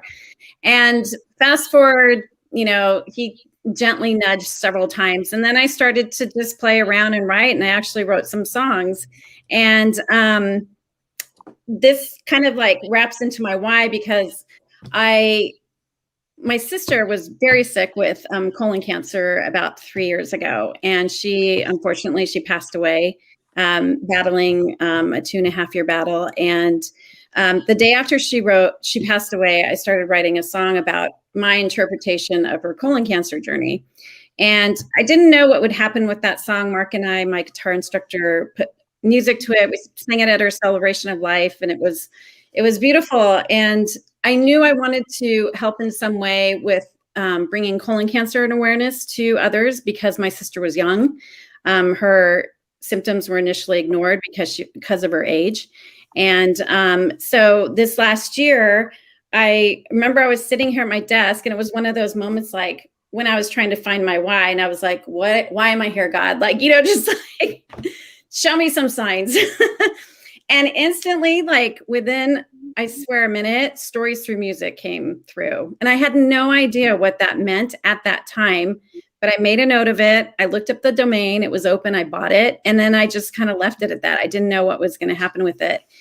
And so last year, to bring awareness to colon cancer, I actually took my sister's song, created a lyric video with colon cancer statistics and facts, and then used that as a tool to share my sister's story and to bring colon cancer awareness to others. So March is Colon Cancer Awareness Month. So we've been, doing a lot as far as like advocating for people to get screened and why it's so important because they truly do save lives. And so that kind of like really was the tail end of like me helping people amplify their voice in different ways. But really where my heart and passion is marrying music with, sharing a message in a different way. So I took that and that's how I've been advocating for colon cancer awareness is through music. So through that song that I wrote for her. Can you play it for us? Can I play it for you? Yeah. That'd be nice. Let's have some music. Come on. Let's. Do you want me to play the recording of it, or I'd like you to play it live if you're like, I don't want to put you on the spot, but I mean, come on, girl. You got the guitars behind you. You got like the broad audience. Is that okay, Corey? Yeah, absolutely. 100%. Yeah. I can. Come on, girl. We're giving you the stage. Well, and while she's getting set up, I have a question for you, Elise. Sure. I have an interview that I have at the top of the hour, right at the very top. Are you okay if we run a minute or two over if I jump onto my other interview and you finish things off? You close things or she could play her song and we'll get her contact stuff and we still have 20 minutes, right? Okay. All right. I don't know how this is going to go. Yes, absolutely. Anything for you, Corey. Okay. I'm here well, for you. We'll aim to finish right on time and I'll jump right over to the other one. Yeah, we'll just tell everyone we love them now. We love you. And when we like end at 3, we're just already letting you know that we'll see you tomorrow. And we still love you. Right. Tomorrow at 12 Eastern. And we appreciate all of you. Yes, 100%. I love your chair, Rachel. Thanks. Is that a cow chair? It is. It's a fake cow chair, obviously, but it's a lot of fun. It is fun. I love it. The theme in this room here. Okay, so this is a song I wrote for my sister. It's called Fueled by Faith. And this was just my interpretation of her colon cancer journey. And I used a lot of words that she had posted on social media, and she was a big advocate, when she was alive as far as getting screened and stuff. So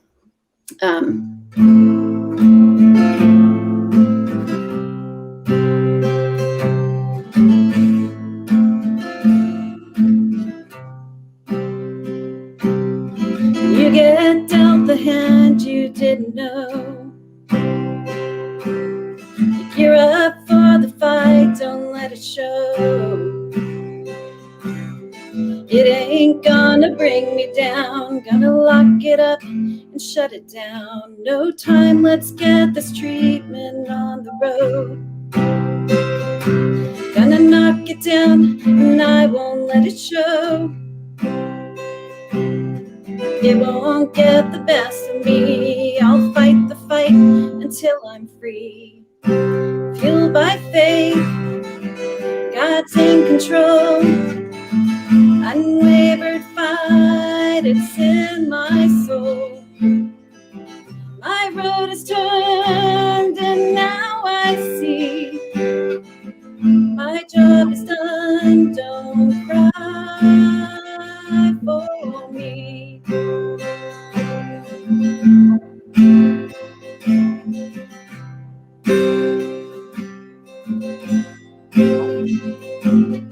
Here I am a few years down the road. Keep taking hits, but I won't let it show. Some doubts creeping in me now. I give it to God and settle down. When you get news that things could really end, I still smile for all my family and friends. I know that they'll be okay. I've made my mark, I'm on my way. Fueled by faith, God's in control. Unwavered fight, it's in my soul. My road is turned and now I see. My job is done, don't cry for me.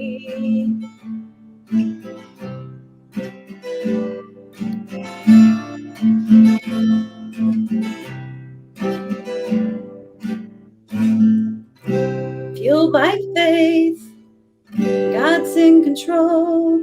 Unwavered fight, it's in my soul. My road is turned and now I see. My job is done, don't cry for me.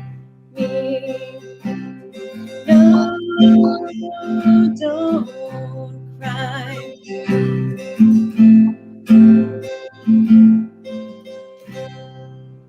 Oh my gosh, I absolutely love it. Can I ask you what your sister's name is? Juanita. Juanita. So she's here with us. I just got goosey bumps all over. That's beautiful. And you have a beautiful voice. Oh, thanks. I haven't warmed up, and I was kind of like, Wow, you did that. That was beautiful. Yeah, it's as a musician, I could say it's sometimes hard when we get kind of thrown, hey, will you play right now? And you're not warmed up. And it's, if it wasn't such a meaningful song, if it was you jamming, I would have grabbed my guitar too. But I also saw you had your capo on, so I would have had to change everything. But yeah. Thank you so much. That was so beautiful. Oh, thank you. Yeah. So I, have now tapped into songwriting as a way for me to heal, express myself, and kind of create some music. And so it's been a lot of fun. And I hope to do that for others, take their stories into a song and help them bring awareness to something that they are very passionate about, or a cause, or, whatever it may be. That is the first that I've ever heard of utilizing your gift and your purpose to create music for people. Yeah. I love it. Thank I you. love it. It's so interactive and different and unique. And we have pictures, we have stories, we have videos and all that. But to create a song in honor of something or in honor of someone. Yeah. And, when I did my own outreach, I reached out to all these colon cancer awareness groups, foundations, charities. And I just shared my video, and I was like, I really want to share my sister's story because it's important for me to bring awareness to getting screened. And the response was really amazing. I had people write me back saying they watched it and they cried, and they, there's a lot of emotion, tied into song and music, but then you tie somebody's story to it and it makes it very real. And then you tie facts and statistics or something that you're advocating for, and it just kind of ties the whole thing together. And so, that's what I discovered this last year. Oh my gosh. So I got all these guests are bringing up all this stuff in me. I'm being more vulnerable than ever, Corey. It's happening right here live.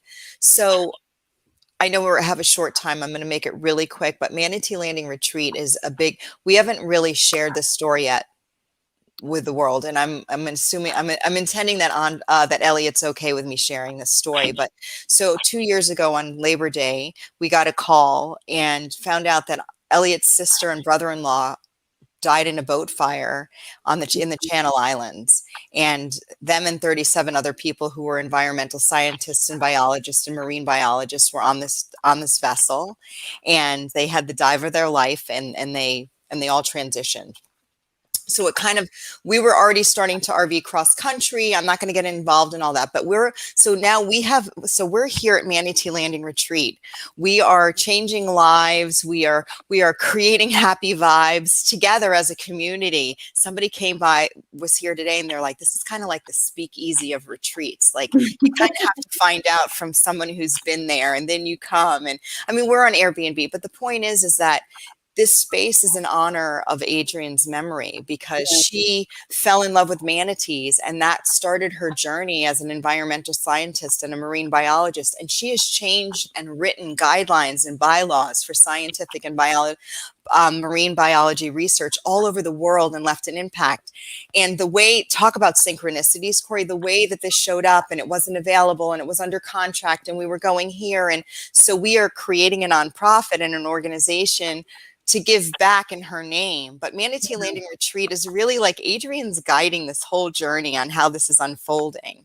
And I would love to talk to you about writing a song. Oh, yeah. In honor of her memory and Manatee Landing, and just how everything unfolded. So I'd love to reach out to you. Yeah. Because it's such a beautiful gift, I think, to lend to this space in her memory. Yeah. In her honor, really. I mean, she's still here. I'm like, stuff shows up. People are showing up. I'm like, always, thank you, Adrian. I'm like, thanks for being on it. You have a way better overview of everything that's happening. So she's really guiding the space. Yeah. So that's kind of what came up for me. Yeah, I mean, I would love to support, like, there's so many foundations, charities, like nonprofits that started for a reason. You know, they started because of somebody or because of an experience or something very powerful that made them create this, business and this, thing that other people can be a part of and then contribute to and make the world a better place. So yeah, I mean, our coming out song story, like, so we're gonna like share the story more publicly as we, as we kind of grow and settle into the space. And I think it would be beautiful to have like a coming out song for Adrian, attached to the retreat. Can have fun with it. When we started our journey cross country, we just hashtag celebrate Adrian and Andrew celebrate life, because they were celebrating their life and they transitioned in a moment of they were doing what they loved with who they loved, and it was really a gift. And so, okay, so that was the story, but that's what it inspired in me. Like, I get it. Like, I see the gift that you have to give the world through song. So I want to add something in when we talk about this, and I'll also add in, I saw a side comment that somebody didn't put publicly, but they said, wow, I'm learning so much. This is incredible. Thanks, Rachelle. So I just want to share that. I want to also add that I know only one other person that's doing what you're talking about doing. And I feel like called that I should maybe connect you with them just to see whether there's synergies or whether you can learn from their path. They're a very giving person. And what they do, a little different take on it, but what they do is companies hire them as a speaker. And what they also do is they'll bring in a workshop where they actually write a song about the company in real time. Oh, yeah, so you told me about that. Yeah, so they do it for companies. I think I think mostly do it for corporations or companies. Yeah. So they'll write a song about their experience or the company or what have you, or the company will say, we want a song about this, customer service, whatever, and they write that. But it's similar enough, but also different enough that I feel like called to connect you guys at some point. So keep me honest on that. But that's the only person I know doing it. So you're onto something unique. Where can we find you? Where can other people like reach out to you and with their experience or their journey? So I'm on social media. You can reach me at Rachelle Babler on Facebook and LinkedIn. And my website is www.rachellebabler.com. I called you Rachel. Sorry, Rachelle. That's okay. So also Raquel, I get all kinds of. But I like Rachelle. I like, hey, Rachelle. I'm going to pull a Kimmy. Hey, Rachelle. So could you just, again, because I want to get everything in within the time frame, is going to the comments again, also LinkedIn and YouTube and wherever else we are, but also to hop onto the platform on Facebook, the Blue Talks Flip Your Script, and share that information too. Okay. Yeah. This way, people who are watching the replay are able to reach out to you, as they're inspired. Yeah, thank you. Awesome. And so, Rachelle, we still do have a few minutes left. One other question. You had told me about something happened in Louisiana. Are you able to say what's happening in Louisiana yet or no? Well, you just let it out. Now we want to know. No, but there's a reason why she might not be able to say. I got my formal invite on my birthday last week, which was amazing. Does that mean you can say it or not? I don't want to put you on the spot. They put it on Facebook, so I'm assuming I can. Okay. Yeah. I was invited to do my TEDx talk in Louisiana this coming October. Woohoo, girl! Yeah, okay, what's the talk? Like, what is it? What's the title? Advocating through music. Nice. It's going to be stemmed around that. I love it. Yeah. So you'll have your guitar on stage? I don't know if I'm going to play. Bring it, girl. Bring it on. I'm going to bring my guitar. I don't know options. Part of the talk or maybe in between. I don't know. Or maybe, you know what I was thinking? It would be awesome if we actually streamed out with you playing the song. Like, I was thinking about it while you were playing. I'm like, oh, it would be great if it was like at the end and we kind of like went out with your song. So that could be something for your talk too. Yeah. Yeah. I know I've watched a couple of TEDx talks with, people playing guitar and singing songs. And so we'll see. It works. But I mean, I feel like you have to go with what feels right to you within the talk. Absolutely. Yeah. Like, I don't know if you fully created it yet, but as you're creating it, you'll know it probably if playing a song fits right or if it fits for you at all. I mean, you could have the guitar just on the stage as the prop and it still the demonstrates what you do. Yeah. So do a little freestyling like I do, just kind of like feel it as it goes. Yeah. Yeah. Are you allowed to do that on a TED Talk? Which part? Well, I'm a freestyle speaker. I really never script anything. I show up. I set my intention. I get my boundary of my time limit, and it sort of unfolds as we're right there live. So is that a TED Talky thing? Well, Rachelle as well has a lot of experience with this, and I don't know if you'll second what I say here or not. You can tell your experience. But first of all, because it's independent local organizations that are running their own TEDx, theoretically, that local organization could say, yeah, at least we trust you, wing it. They could know you really well. But for the most part, what they try to do is get a feel for what you're speaking on. A lot of them have a speaking coach, and they want to make sure what you're going to say on that stage is going to work. A lot of them as well want an audition and to hear the bulk of your talk or some of your talk. So yes, you could do it, but it's I'm going to say more rare. That's okay. So like Elise and Rothman and DeHood and they'll let you. I'll own the rare. Yeah. So there's a potential. The possibility is there. Typically, you would see it. I feel where the organizer. Okay. Where they'll then they're almost like going, okay, I trust Elise, and then they let it happen, and they don't say we didn't kind of go through and see what her talk was. But usually they want to know ahead of time. Okay, awesome. Thank you. I'm excited for you. So it's when again? October 6th in Louisiana. Awesome. West Monroe. So if they're a quick turnaround, we may actually see your talk by early 2022, like super early. Because October, you maybe at the end of the year, but usually a couple of months. So that's what I've heard. You might have it by the end of 2021, but for sure you should have it by early 2022. Yeah. That's not far. I'm excited I'm doing it live because, a lot are virtual. Some still are virtual. So that's what's going to be my next question. So you answered it. So it is live? It is live. Mm-hmm. Awesome. So you can hang out in Louisiana. You're only like 8 hours away. I assume you'd fly there though, right? You probably wouldn't drive. Yeah, I'd fly there, and then I thought maybe I'll go down to New Orleans after to celebrate because it's right down the street. You know what that means? The universe decided you weren't going to get a TEDx talk until you could go back live.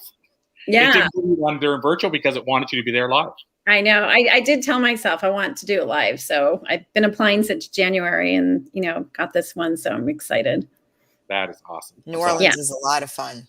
Oh, I know. It's a great music town. All right, guys. Love you, Corey. It's almost top of the hour. I know. So I was going to ask Rachelle one last closing question. Yeah. I don't want to steal Elise's. So Elise, do you want to ask your closing question before we let Rachelle run? And Rachelle, I always say to be continued. This isn't the last time. So with your permission, I'd like to say to be continued again, and let's bring you on in the future as well. Oh, yes, absolutely. Absolutely. Okay, so seed of perspective, a mind seed of perspective that you would like to share or that you could share with our viewers and those who are going to watch the replay that they could plant in, that we could plant into our fertile mind that will help us grow more of a life we love and love ourselves in. I think for me, it would be when you feel the pull to take a different direction, to trust it and do it and drown out all the naysayers because it's so worth it. Because it's none of their business anyway. Yeah. I mean, I got a lot of criticism quitting my job, and people said I was having a midlife crisis, and I told them, no, it's a midlife awakening. I know you were having a growth spurt. I call it a growth spurt. I never heard the other one though either. Midlife awakening. I like it. Yeah, there you go. I love it totally. Yeah. You were coming into your own. Yeah, I knew it was right for me, and then nobody else saw it, but I did, and that's all that mattered. And so, just do it. And look at you now. Do it. And that's not a plug for Nike. All right. I'm heading out at 3 today. I have people behind these doors. They're like, yesterday, they're like, where were you? So I am going to say thank you so much, Rachelle. We will be in touch. I'm going to touch base with you like next week after this whole week. And I'm excited to see how we can create together. Yeah. Corey, I adore you. I appreciate you. You're awesome. Well, thank you so much. And to be continued tomorrow at noon, right? Thank you so much, both of you. Thank you, everybody. Thank you, Rachelle. Like I say, we'll bring you back on. Thanks for being a great closer today. We appreciate you. You guys are both awesome. Thank you, everybody. Thank you, Corey. And we'll see everybody tomorrow. Bye-bye. Bye, everybody.